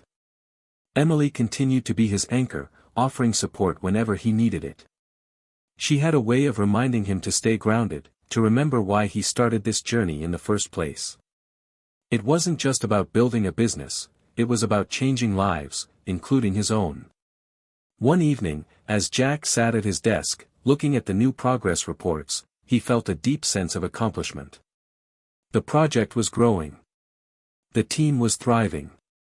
And he was no longer drowning in stress and pressure. For the first time in a long while, Jack felt like he was actually living, not just surviving. The road ahead was still uncertain, but Jack was beginning to see that the key to success wasn't just hard work and determination, it was balance. It was about trusting others, taking care of himself, and remembering the people who had been there from the start. Jack was no longer just building a project. He was building a future where he could lead with purpose, surrounded by people who cared about him. He didn't have all the answers yet, but for the first time in a long time, he didn't need to. All he needed to do was keep moving forward, step by step, trusting the process. And with his team by his side, he knew there was nothing they couldn't achieve together. Months had passed since Jack had redefined his approach to leadership, and with each day, the project continued to evolve. The team had found a rhythm, and Jack was learning to balance his personal well-being with the demands of his new life. His vision for the project had grown clearer, and he felt more capable than ever of leading it to new heights. But in the midst of all the progress, Jack knew there was one thing he hadn't yet faced, the fear of truly taking it all the way. He had always been a dreamer, someone with a big vision for the future, but now, that vision was beginning to take shape in ways that felt terrifying. It was one thing to have an idea, it was another to watch it grow into something so real, so impactful, and so deeply tied to his own identity.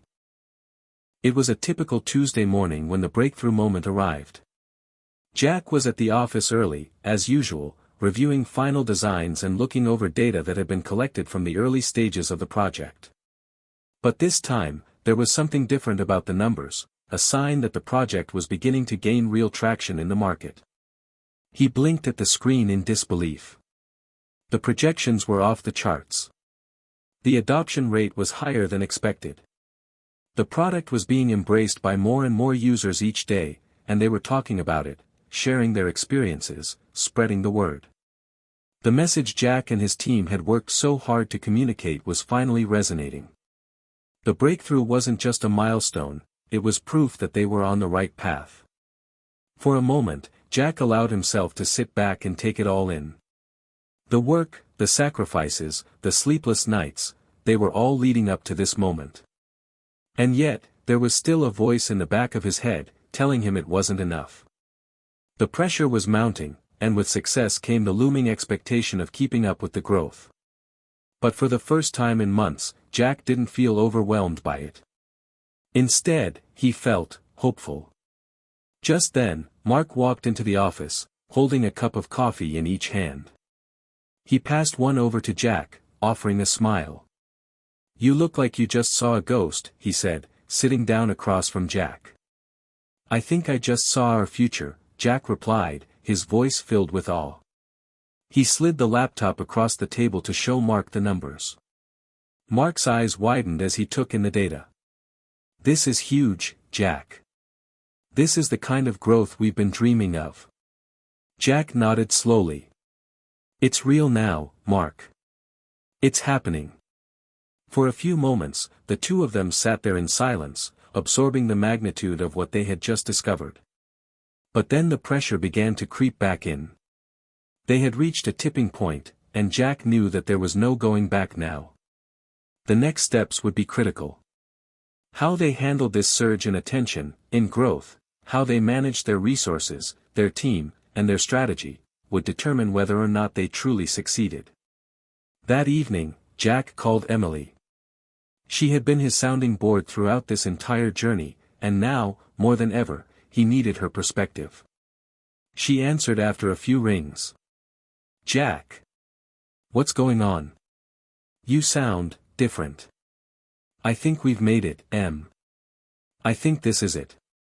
The project it's actually happening.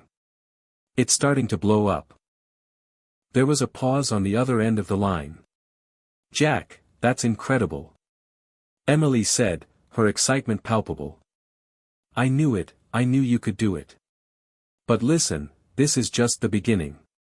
You've got to keep your focus.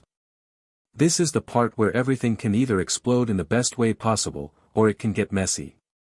Jack sighed, feeling the weight of her words. "I know. I can already feel the pressure building. The success is great, but now I'm worried. What if we can't keep up with the demand? What if we make a mistake? What if I can't deliver? Jack, you've built this from nothing. You've already proved that you can take this farther than anyone ever thought possible. You just need to trust the process. You have a great team, you've been doing the right thing, and now you need to trust that the vision you had in the beginning will guide you through." Her words were like a lifeline, pulling him back from the edge of his anxiety. "Thanks, Em. I needed to hear that. Anytime. But remember this, no matter what happens next, you've already changed the world. And don't forget to enjoy the ride." Jack smiled, feeling a sense of relief flood through him. Emily was right, he had already accomplished so much, and it wasn't just about what was coming next. It was about the journey itself, and how far he had already come. The fear of failure would always be there, but it didn't have to control him. The next few weeks were a whirlwind.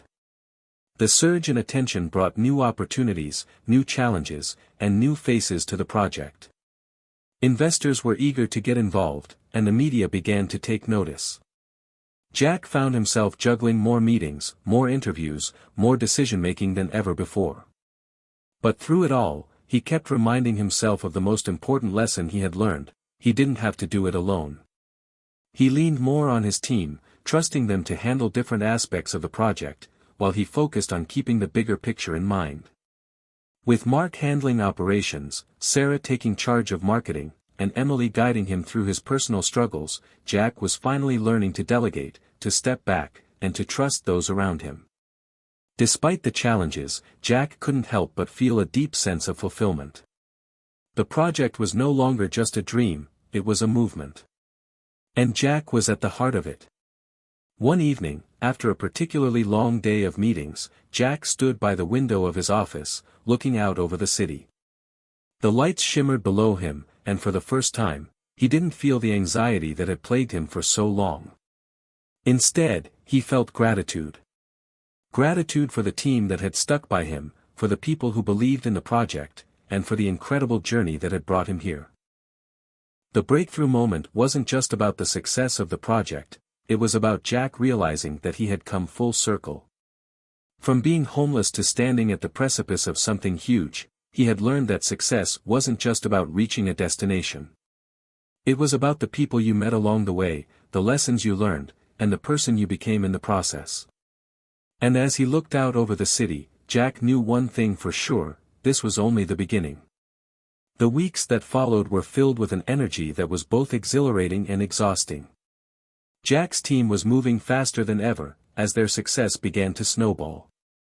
Every day brought new challenges, but they were challenges Jack had never faced before, real challenges that meant growth, expansion, and pushing boundaries. The team, now more cohesive than ever, had embraced the momentum, working tirelessly to build on what they had started. The pressure, though, was building in ways Jack hadn't fully anticipated.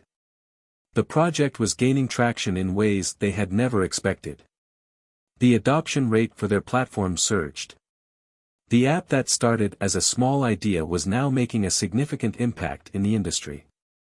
Investors were flooding the inbox, seeking partnerships.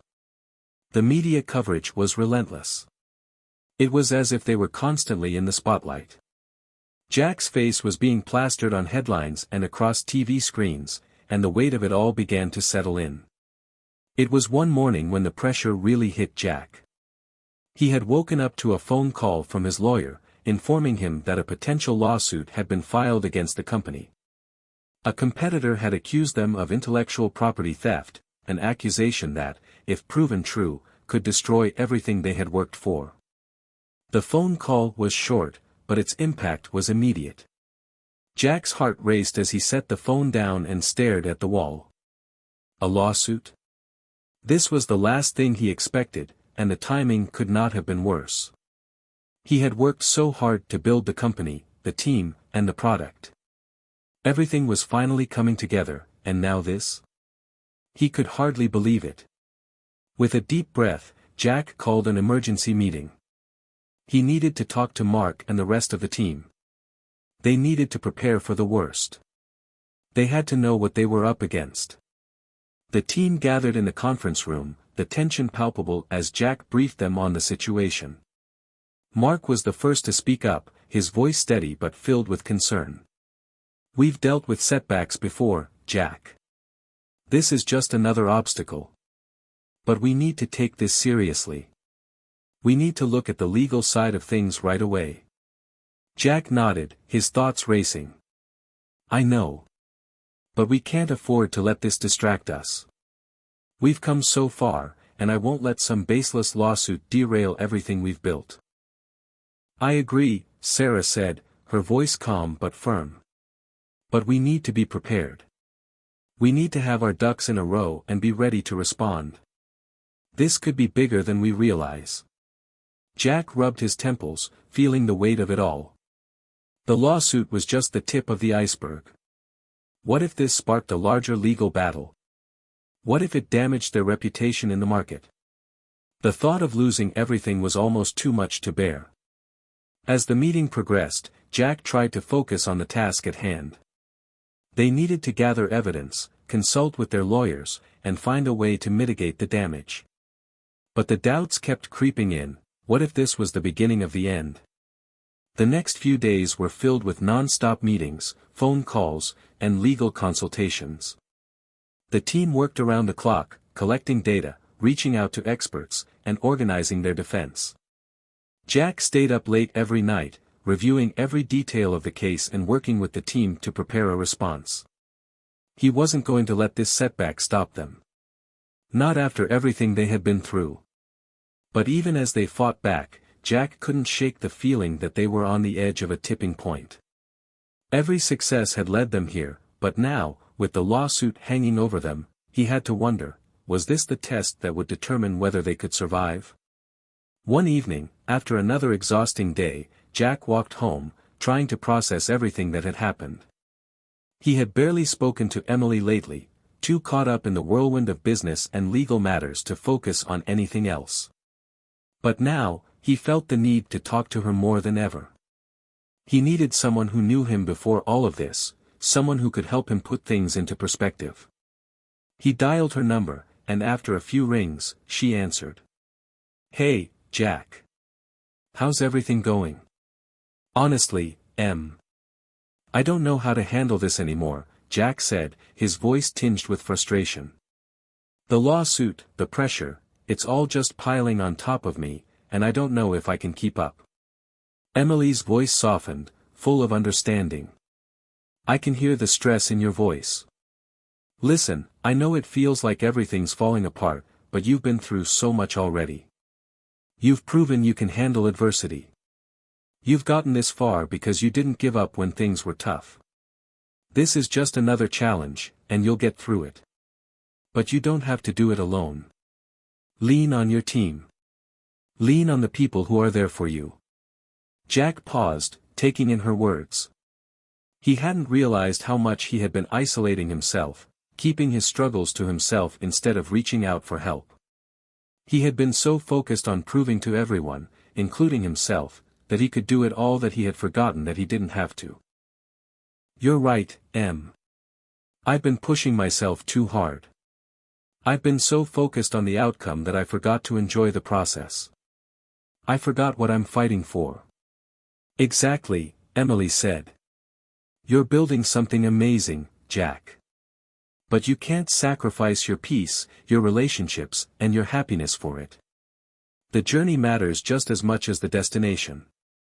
And whatever happens with this lawsuit, I know you're going to come out of it stronger."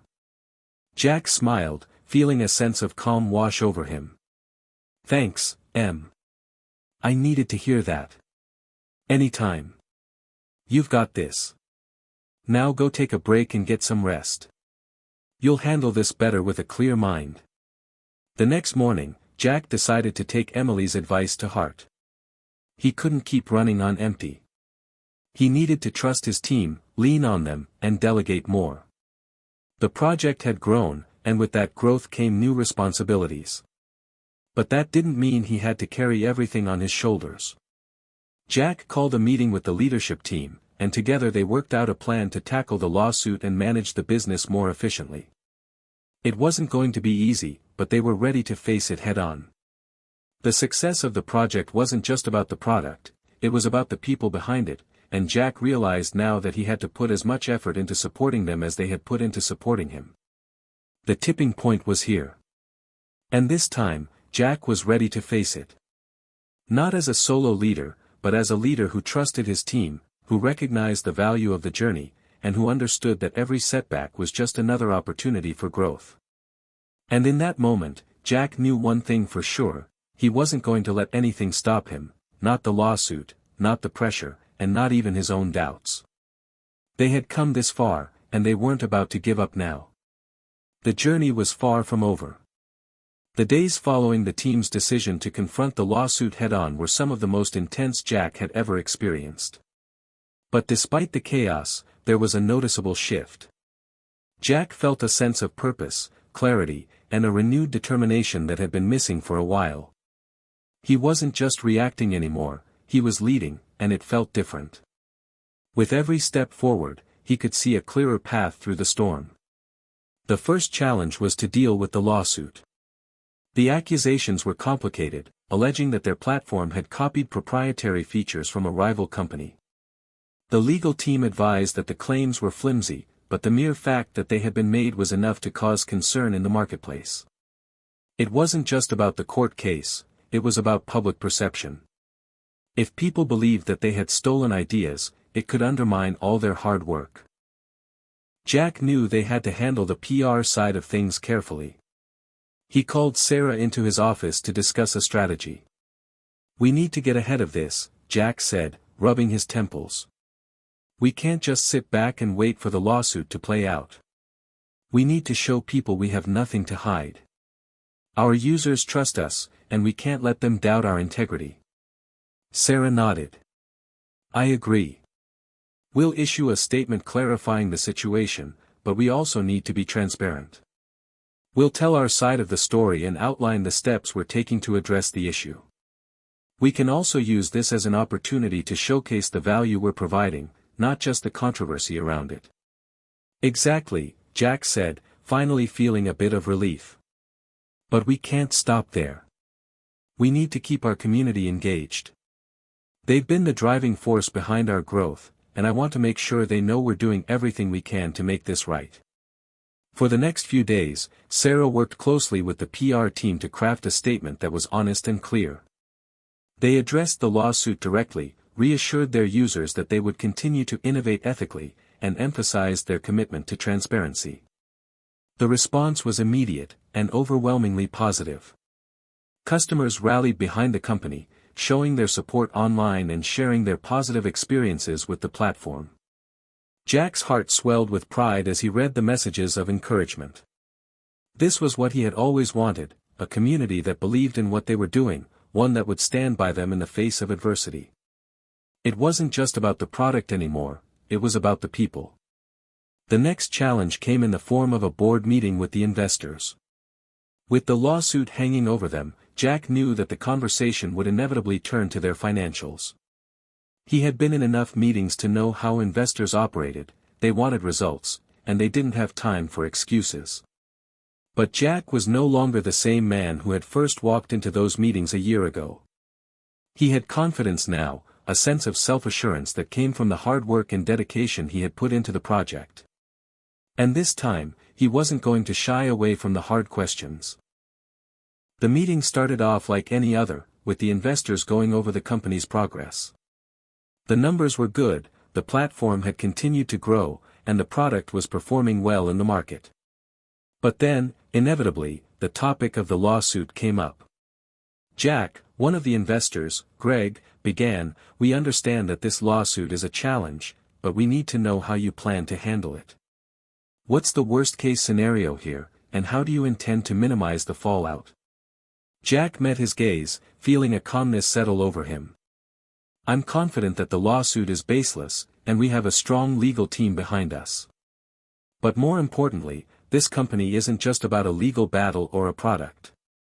It's about the trust we've built with our users, and the commitment we have to integrity. We've already put out a public statement addressing the situation, and we're focusing on doing what's right for our community. We're not going to let this distraction derail our progress." There was a pause as the investors exchanged glances. Jack could see they were evaluating him, weighing his words carefully. But instead of the usual skepticism or pressure he had faced in the past, he saw something different in their eyes. Respect. "All right," Greg said after a long silence. "We believe in what you're doing, Jack. But we need to see a clear plan for how you're going to handle this moving forward." Jack nodded, pulling up the slide deck he had prepared. "We've already put a plan in place to handle the legal side. But more importantly, we're doubling down on our commitment to our users. We're expanding our marketing efforts to make sure they understand the value we bring to the table and to show them that we're staying true to our mission. We're also going to invest in strengthening our team to make sure we can scale properly as we move forward." The investors looked at each other again, and Jack could sense the approval in the room. They might have been wary at first, but they saw that Jack had a plan, and that he wasn't backing down. By the end of the meeting, the tone had shifted.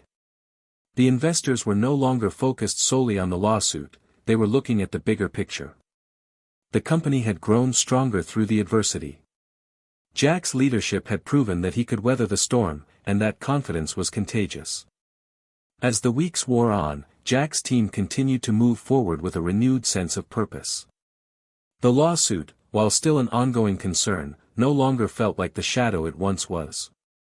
They had weathered the worst of it, and now, they were focusing on what they could control, the growth of the business, the development of new features, and the deepening of their connection with their users. One afternoon, Jack found himself sitting in a small cafe near his apartment, reflecting on everything that had happened.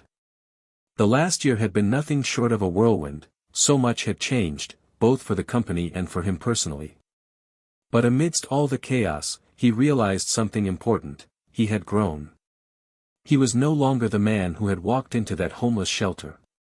He had become someone who believed in himself, who had learned to trust others, and who was capable of leading a team through the toughest of times. Emily called him just as he was finishing his coffee. "Hey, Jack. How's everything going?" He smiled, feeling a sense of peace wash over him. "It's going well, Em. It's really going well. We've got through the worst of the lawsuit, and now we're just focused on what comes next. The team is stronger than ever." "That's amazing to hear," Emily said. "You've come so far, Jack. I'm proud of you." Jack felt a warmth in his chest at her words. "Thanks, Em. I couldn't have done it without you. I think we're finally on the right track." "You've always been on the right track, Jack. You just had to believe it yourself." As Jack hung up the phone and walked back to his apartment, he realized that he was no longer chasing after something. He had already found it, the balance between success and peace, the trust in himself and his team, and the understanding that life was about more than just the destination. It was about the journey. And right now, Jack was exactly where he needed to be. The months that followed the intense legal battle were transformative for Jack and his team. What once seemed like an insurmountable obstacle was now behind them, and with the lawsuit out of the way, they could finally focus on what truly mattered, continuing to grow and innovate. But Jack wasn't the same man he was before all of this. The pressures of building a startup, coupled with the challenge of leading his team through such a tough time, had given him a new perspective on life and leadership. Jack was sitting at his desk late one evening, scrolling through emails and reports, when Mark walked in. The office had emptied out long ago, and the stillness of the space seemed to echo the weight of the decisions Jack had to make. "Late night?" Mark asked, leaning against the doorframe. Jack looked up, his eyes tired but determined. "Yeah, just trying to stay on top of things. You know how it is." Mark nodded, stepping further into the room. "I get it. But you don't have to do it all by yourself. The team's ready to step up and help more. You don't have to keep carrying the whole load." Jack sighed, setting his phone down. "I know. I've been thinking about that a lot lately. I've been so focused on keeping everything together that I haven't been leaning on the team the way I should. It's time for me to trust them more, to trust that they've got it. But it's hard, Mark. It's hard to let go." Mark smiled, walking over and sitting down in the chair across from Jack. "You're a natural leader, Jack. But even natural leaders need to trust the people around them. You've built something incredible here, and it's only going to keep growing if you let go of some of that control. Your team has your back. They're ready." Jack leaned back in his chair, considering Mark's words. He had always been a hands-on leader, the kind who liked to stay involved in every detail. But Mark was right, he couldn't keep doing everything himself. The company had grown too large for that. It was time for Jack to take a step back in some areas and allow his team to take the reins. The next morning, Jack called a leadership meeting. He stood before his team, the same faces who had stood by him during the toughest of times, and he felt a sense of gratitude wash over him. These people were his foundation, the reason why the company had made it this far. "I've been thinking a lot about where we are and where we're going," Jack began, his voice steady but filled with sincerity. "We've been through a lot together, and we've come out stronger on the other side. But now, it's time for me to take a step back in some areas and trust you all more.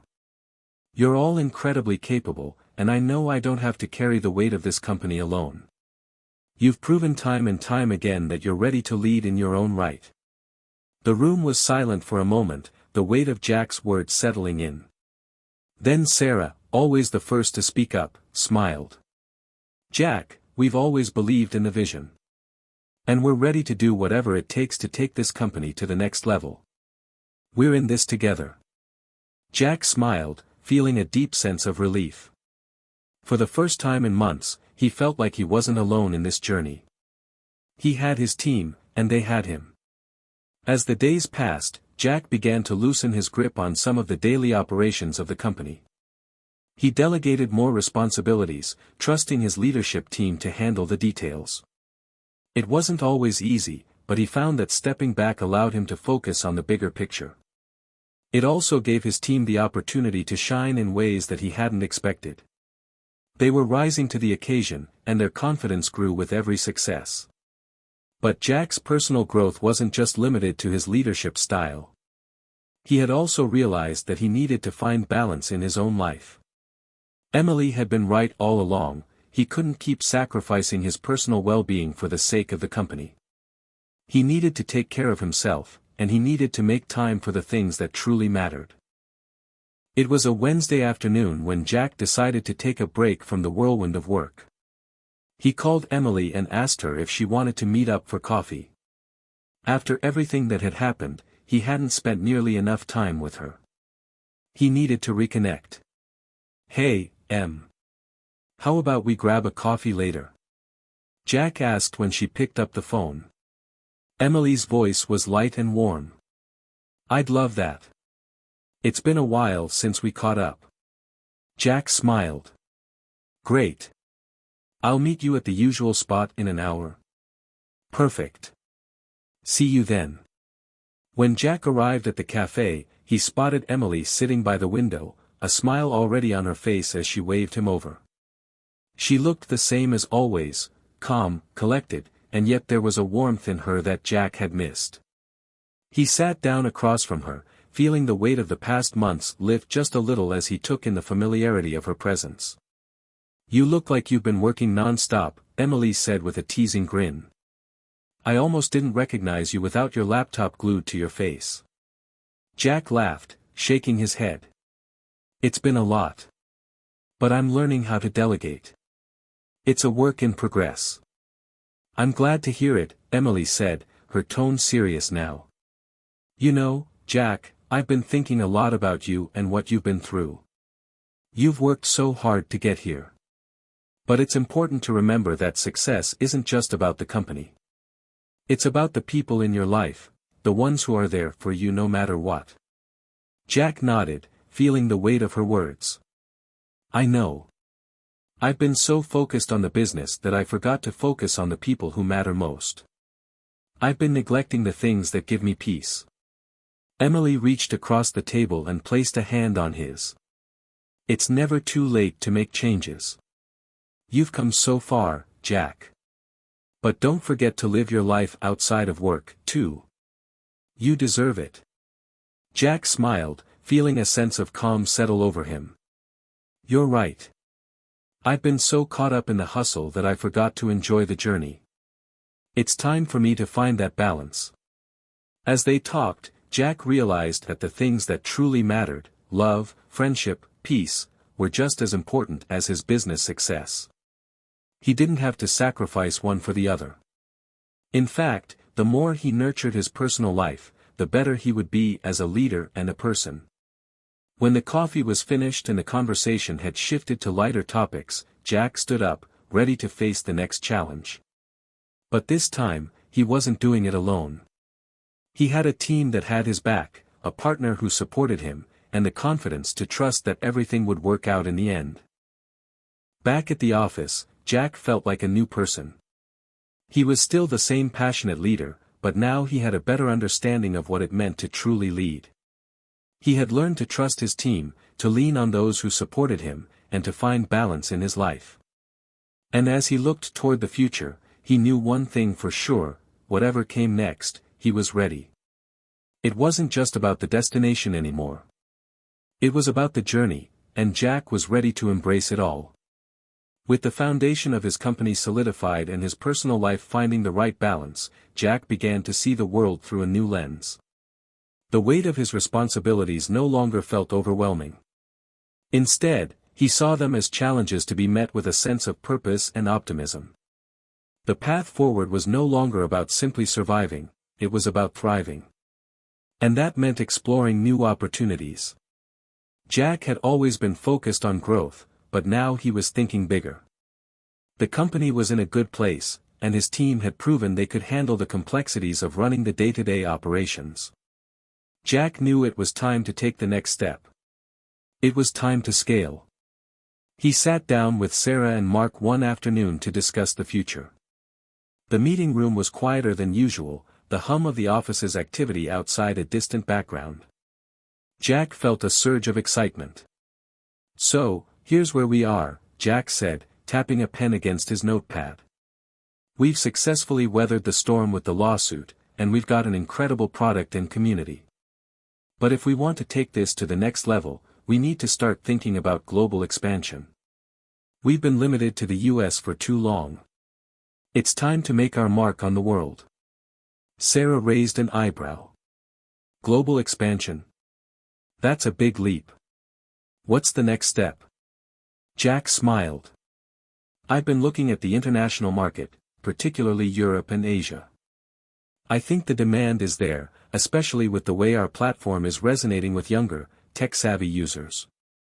But we can't just jump into it blindly. We need to do some research, understand the market trends, and figure out how we'll localize our offerings." Mark leaned forward. "I like it. But what are the biggest challenges we're going to face?" "The biggest challenge will be adapting to different cultural and regulatory landscapes," Jack said thoughtfully. "Each market has its own nuances, and we'll need to adjust our approach to fit. But I think we're ready for it. We've built a flexible product, and with the right partnerships, we can scale quickly." Sarah nodded. "It's a big risk, but the potential rewards are huge. Let's get the ball rolling. We'll need a dedicated team to research and handle the logistics. I can start putting together a strategy." Jack's eyes sparkled with excitement. "That's the spirit. Let's start by getting some boots on the ground, local experts who understand the lay of the land. We'll need to build trust in these new markets, and that starts with understanding the people we're serving." Mark looked at Jack with a grin. "You're serious about this, huh?" "More than ever," Jack replied, his voice filled with conviction. "It's time to go global. Let's show the world what we can do." Over the next few weeks, Jack and his team worked tirelessly on their international expansion strategy. They hired market analysts, translators, and experts to help them navigate the complexities of entering new regions. They held countless meetings, reviewed data, and brainstormed ideas on how to adapt their marketing campaigns to suit different cultural preferences. Every decision was made with care and foresight, and Jack found himself learning more about global business than he ever had before. One evening, after a long day of meetings, Jack sat in his office and reflected on how far they had come. It was hard to believe that just a few years ago, he had been living on the streets. Now, his company was poised to make a global impact. As he stared out of his office window, the city lights twinkling below, he thought about everything he had learned along the way. He had gained so much more than just business acumen. He had learned about resilience, leadership, and the importance of community. And now, he was ready to take all of those lessons and apply them to the next chapter of his journey. A soft knock on the door pulled Jack out of his thoughts. He looked up to see Emily standing in the doorway, a warm smile on her face. "Mind if I come in?" she asked. Jack grinned. "Of course. What's up?" Emily walked in, sitting across from him. "I know you've been busy with all the expansion plans, but I wanted to make sure you're taking care of yourself. It's easy to get caught up in the excitement and forget to rest." Jack chuckled. "I'm getting better at that. But you're right. It's been non-stop. Sometimes I have to remind myself to slow down." "I know," Emily said gently. "I just don't want you to burn out. You've come so far, Jack. I don't want to see you lose sight of what really matters in the process." Jack nodded, grateful for her concern. "I won't. I promise. It's just, sometimes it feels like there's so much to do. I'm trying to find a balance, I really am." "You'll get there," Emily said, reaching out and taking his hand. "Just remember that you don't have to do it all on your own. You've built an incredible team, and they're ready to carry some of the load." Jack squeezed her hand, appreciating her words more than she knew. "I know. And I'm learning to trust them more." You're right. It's just, sometimes I forget that. Trust yourself, too, Emily said softly. You've already come so far. Trust that you'll know when to step back and when to push forward. Jack smiled, feeling a sense of peace settle over him. Thanks, Em. I needed that. After a moment, Emily stood up to leave. I'm proud of you, Jack. And I know you're going to make this expansion a success. Just don't forget to take it one step at a time. Jack watched her walk out, feeling a renewed sense of clarity. Emily had a way of helping him see the bigger picture. And right now, the bigger picture was clear. Jack was building something extraordinary, and the journey wasn't over. In fact, it was just beginning. The next few months were a whirlwind. The team worked day and night, making strategic moves to position themselves in their new international markets. They rolled out localized versions of their platform, adjusted their marketing campaigns to fit each region, and collaborated with international influencers to build trust and credibility. Jack traveled to Europe and Asia several times, meeting with potential partners, speaking at conferences, and immersing himself in the local cultures. Each trip was an eye-opener. He was learning more about the world and his own company every single day. One afternoon, after a successful pitch to a major European investor, Jack sat in a cafe in Paris, reflecting on how far he had come. The sound of the city, the laughter of tourists, the hum of conversation, the clinking of coffee cups, was a stark contrast to the quiet mornings he used to spend on the streets. Jack smiled, knowing that he was exactly where he was meant to be. The company was growing. His personal life was in balance. And for the first time in a long time, Jack felt a sense of peace, knowing that whatever came next, he would face it head-on. But Jack also knew that this was just the beginning. The future was full of possibilities, and he was ready to embrace them, one step at a time. And so, with the world at his feet and his heart full of gratitude, Jack prepared to leap into the next phase of his journey. As the months flew by, Jack and his team settled into their new rhythm. The international expansion was beginning to show promise, with successful launches in key European and Asian markets. The numbers were starting to reflect the hard work, and the company's global presence grew stronger each day. But despite all the progress, Jack couldn't shake the feeling that something was missing. Success, he had realized, was not just about the company's reach or even the financial gains, it was about creating a lasting impact on the world. The lessons he had learned in his journey were powerful, but Jack felt that the next step was bigger than just business. It was about giving back, about making the world a better place with the resources he now had at his disposal. It was during one of his late-night walks through the city, reflecting on his next move, that he received a message that would change everything. The text came through from an unknown number. Jack hesitated, then opened it. Jack, I hope this message finds you well. I've been following your journey, and I believe there's an incredible opportunity for collaboration between our organizations. I think together, we can make a real difference. Let's talk soon. A. Jack's heart raced.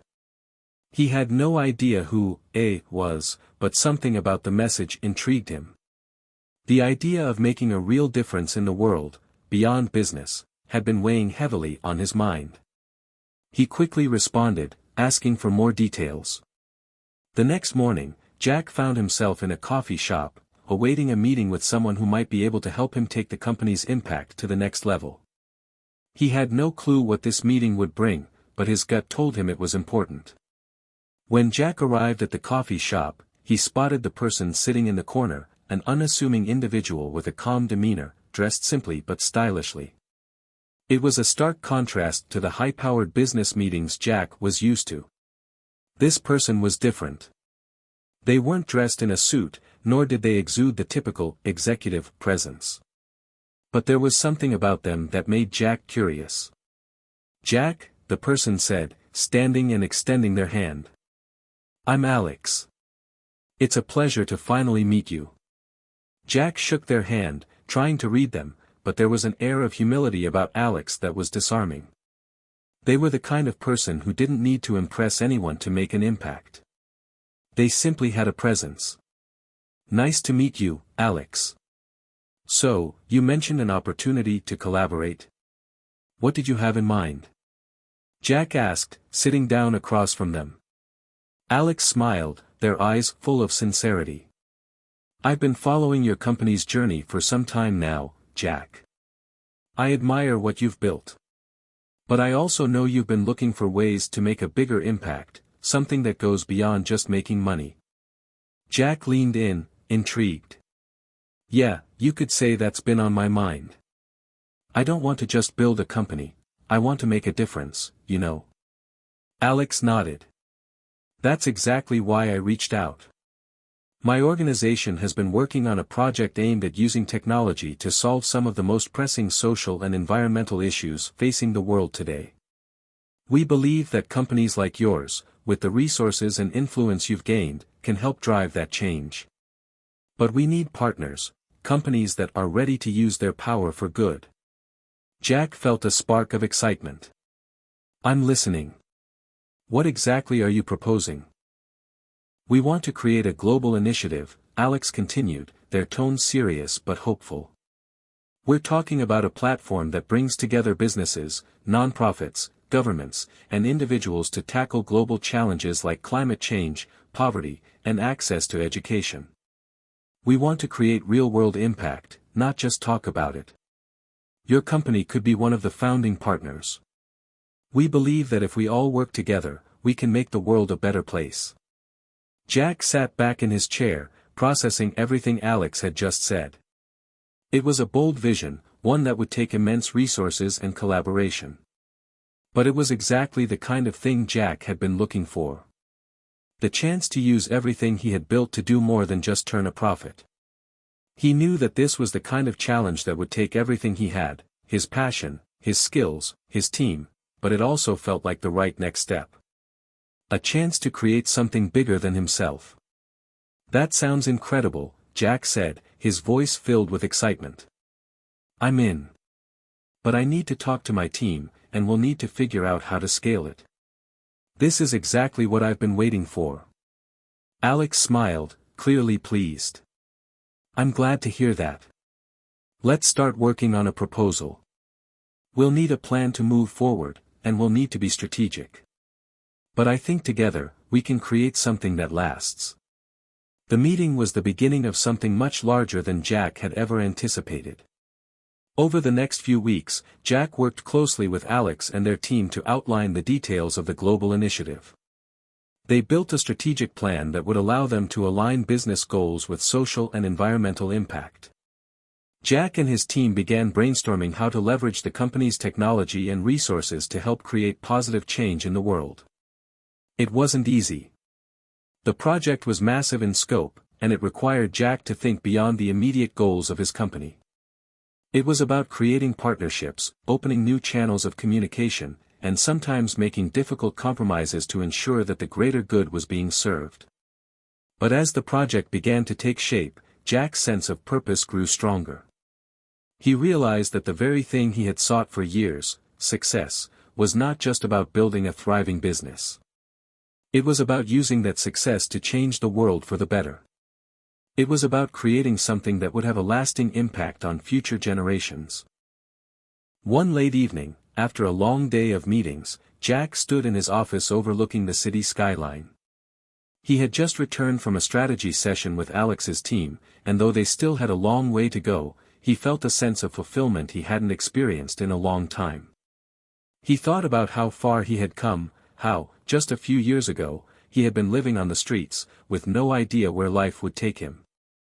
Now, here he was, leading a global initiative that would change the course of history. He smiled to himself, finally understanding that the real measure of success wasn't in the profits or the accolades. It was in the legacy he would leave behind, the difference he would make. And with that thought, Jack made a silent promise to himself: he would keep pushing forward, not just for the company, but for the world. The next chapter of his journey had just begun, and this time, it wasn't just about the bottom line. It was about something much, much greater. The initiative was gaining momentum. As Jack and Alex's team worked together, the project quickly evolved from a simple idea into a full-blown movement. They called it the Global Impact Network, a platform that aimed to unite businesses, NGOs, governments, and individuals in solving the world's most urgent social and environmental issues. It was ambitious, but Jack's passion for the cause fueled his every move. Still, as they moved forward, the pressure was mounting. Jack was used to the challenges of running a business, but this was different. This project was about more than just profits or market share, it was about creating tangible change in the world. And with every step they took, there were more hurdles to overcome. The complexities of global partnerships, the logistics of organizing across continents, and the balancing act of aligning the business side with the social good were all weighing heavily on Jack's mind. As the project began to gain attention, it attracted both admirers and critics. Some hailed it as a game changer, an effort that could truly address the world's problems by leveraging the power of technology and business. Others, however, questioned its feasibility. They argued that it was too idealistic and too difficult to pull off, especially given the scale of the issues they were trying to tackle. One afternoon, after a particularly challenging meeting with a group of potential investors who were skeptical about the initiative, Jack found himself sitting alone in his office, his head in his hands. The weight of the project, coupled with the pressure to succeed, was becoming almost unbearable. For a brief moment, he wondered if he had taken on too much. But then, he remembered where he had come from. He had gone from being homeless to running a global company, facing the impossible and defying the odds. This project wasn't any different. He had faced insurmountable odds before and come out on top, and this time, he couldn't give up. Not when the stakes were so high. He took a deep breath and picked up his phone, sending a quick message to Alex. "We need to regroup. I think we're hitting a crossroads. Let's meet tomorrow." The next day, Jack met with Alex and their core team at the office. They gathered around the conference table, the usual energy in the room subdued. It was clear that everyone felt the weight of the challenges they were facing. "Jack, I know this isn't easy," Alex began, looking at him with understanding. "But this is exactly why we started this in the first place. It's not going to be simple, and there will be obstacles. The bigger the vision, the harder the fight. We're pushing boundaries, and boundaries always push back." Jack nodded, appreciating Alex's reassurance. "I know. I just keep thinking, are we biting off more than we can chew? I mean, I wanted this to be about creating a legacy. But is it even possible to change the world in the way we want to?" Emily, who had been quietly listening from the side, spoke up. "Jack, remember when you were on the streets? You didn't think you'd make it out of that situation. But you did. You've proven that no matter what, you'll find a way. And now, you have a team that believes in this vision as much as you do. We've already made an impact in ways that people couldn't have imagined. We're just getting started." Her words struck a chord with Jack. He realized that Emily was right. He had faced the impossible before and overcome it, step by step. This project was just another step. And if they truly believed in the vision, they had to push forward, no matter how difficult it seemed. "Thanks, Emily," Jack said softly, his eyes narrowing with renewed determination. "I needed that." Alex smiled. "We all believe in this, Jack. Let's not forget the bigger picture. Sure, it's tough, but the world is watching. And the people we're trying to help are depending on us." The conversation shifted after that. The team refocused on their strategy, brainstorming new ways to overcome the challenges they were facing. They identified key areas where they could streamline their efforts and make the most significant impact. They worked on refining their approach, building stronger partnerships, and improving their communication to make the initiative more effective. As Jack left the meeting that day, he felt lighter. The pressure hadn't disappeared, but he had gained a clearer perspective. The road ahead was still filled with obstacles, but Jack knew that with the right team, the right mindset, and an unwavering commitment to their cause, they could overcome anything. The weeks that followed were transformative for Jack and his team. They doubled down on their efforts, prioritizing the most critical aspects of the global impact network. They collaborated with experts, worked with local governments, and developed new technologies to help address specific issues like clean water access, renewable energy, and educational equality. They knew that they couldn't fix everything at once, but they could make a dent, one step at a time. Jack's company, once just a business built from the ground up, had become a catalyst for real change. He had brought his team along on this journey, and together, they were starting to create something extraordinary. One evening, as Jack was reviewing a report on the latest developments, Emily walked into his office, a bright smile on her face. "You're making progress, I see," she said, sitting down across from him. Jack chuckled. "I think we are. It's been a long road, but we're finally moving in the right direction." "Good," she said, her eyes sparkling. "And what about you? How are you feeling about everything?" Jack leaned back in his chair, a thoughtful expression crossing his face. "Honestly, I'm scared. But I'm also excited. I've been through so much, and I know this is the biggest thing I've ever done. But I'm not backing down." Emily reached out and placed a hand on his. "You never have backed down, Jack. And I don't think you ever will.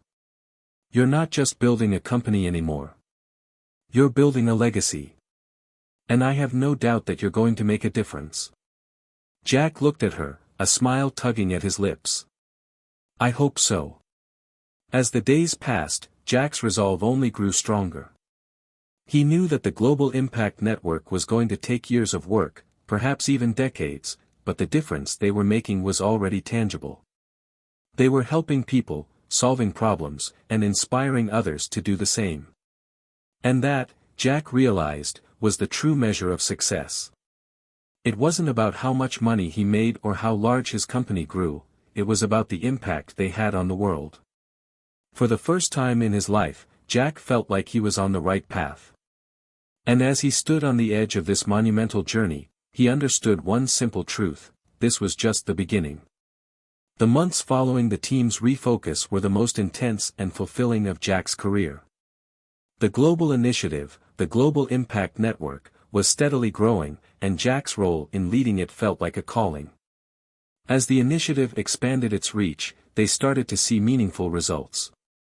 Communities were receiving clean water, schools were being built in rural areas, and the renewable energy projects were making strides in regions that had never seen such advancements. Jack could see the difference they were making, and it fueled his drive even more. The impact of the project wasn't just limited to the communities they served, it rippled through every corner of the business world. The press, which had once questioned Jack's vision, began to recognize the profound change his company was now driving. Jack's name was becoming synonymous with innovation and social responsibility. But it wasn't about the recognition for him, it was about seeing people's lives improve in real, tangible ways. However, as much as things were progressing, Jack knew that the real challenge lay ahead. Scaling such an initiative globally required relentless perseverance. There were setbacks, there were challenges, but Jack kept pushing forward. He had learned that when the road seemed impossible, that was when the most important breakthroughs came. One day, while meeting with his executive team, Jack sat down with Alex and Emily to discuss a new challenge. The next phase of the project would involve establishing a sustainable model to keep the initiative growing, even beyond their own leadership. "We've done a lot of good work," Jack began, his voice steady but reflective, "but we can't do it all. We need to make sure that when we step back, the system doesn't collapse. It has to live on its own, grow, evolve, and continue the mission, even if we're not here." Emily nodded thoughtfully. "We knew from the beginning that this couldn't be a short-term project. It has to be self-sustaining. But we've laid a strong foundation. We've got an ecosystem of partners now, and they believe in this as much as we do." Alex added, "Our next step is finding a way to create a system that can grow independently. We'll need to establish training programs, local leadership, and partnerships with universities and governments so that this project doesn't just rest on our shoulders." Jack's eyes lit up at the idea. Yes, we need to make sure this doesn't become just a company-driven project. It needs to become a global movement, a force that outlives us. A community of people who are invested in the future, in making the world better. The conversation that followed was filled with excitement and determination. They began strategizing about how to create leadership pipelines, establish local hubs for change, and develop educational programs to spread the core values of the initiative. They knew that the true success of the Global Impact Network was not in their ability to lead it, but in their ability to inspire others to take the reins and continue the work long after they were gone. Months later, Jack stood on a stage at a global conference, presenting the latest achievements of the network to thousands of attendees. He had traveled the world, meeting with leaders in government, business, and civil society. His reputation had grown, but Jack wasn't interested in the accolades. What mattered to him was the message he was delivering. "We've seen firsthand the incredible change that's possible when we come together," he said, his voice steady and powerful. "When business, technology, and passion for social good unite, we can do the impossible. But the true power of this movement lies not in any one person, but in the collective will to make the world a better place." The crowd applauded, but Jack knew that the work wasn't finished. He had always said that success wasn't just about what you built, it was about what you left behind. And in that moment, he realized that this was his legacy, not just the company he had created, but the movement he had sparked. The change they had set in motion would continue long after the conference was over. After the speech, Jack took a moment to reflect. He stepped away from the hustle of the conference, walking outside into the cool evening air. As he walked, he thought back to the day when he had been living on the streets, with no direction, no hope, and no idea of the future that lay ahead. He had made it through so many hardships, and now, he was leading a global movement that was changing the world. It had been a long journey, one full of ups and downs, pain and growth, but in the end, Jack realized that every step had led him to this moment. He smiled to himself. It wasn't just the victories in business that mattered. It was the lives changed. The families who now had access to clean water. The children who were getting an education. The communities that were thriving because of renewable energy. This was the true reward. This was the legacy. Back at the hotel, Jack received a call from his mother. He had called her many times during his journey, but tonight felt different. There was a special weight to the conversation. "Jack," his mother said, her voice warm. "I've been following everything you've been doing. Your story has inspired so many people. I'm so proud of you, son." Jack could feel his heart swell. "Thanks, Mom. You don't know how much that means to me. This journey hasn't been easy, but I'm finally starting to feel like I'm making a difference." "You always have, Jack. It's just that now, everyone else can see it too." Tears welled up in Jack's eyes as he sat by the window, looking out at the city below. For the first time in his life, he didn't feel like he was running from something. He wasn't trying to prove anything to anyone. He had found peace in knowing that the work he was doing, the path he had chosen, was about creating a better future for everyone. In the quiet of that moment, Jack understood the true meaning of legacy.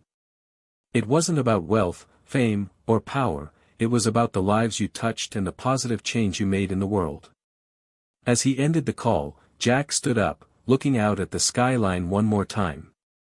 The world was a big place, full of problems, but it was also full of opportunity. He had found his purpose, not just in business, but in making the world a better place. And for that, Jack knew that no matter where his journey took him next, he would always be part of something much larger than himself. And with that, Jack smiled and whispered to himself, "This is only the beginning."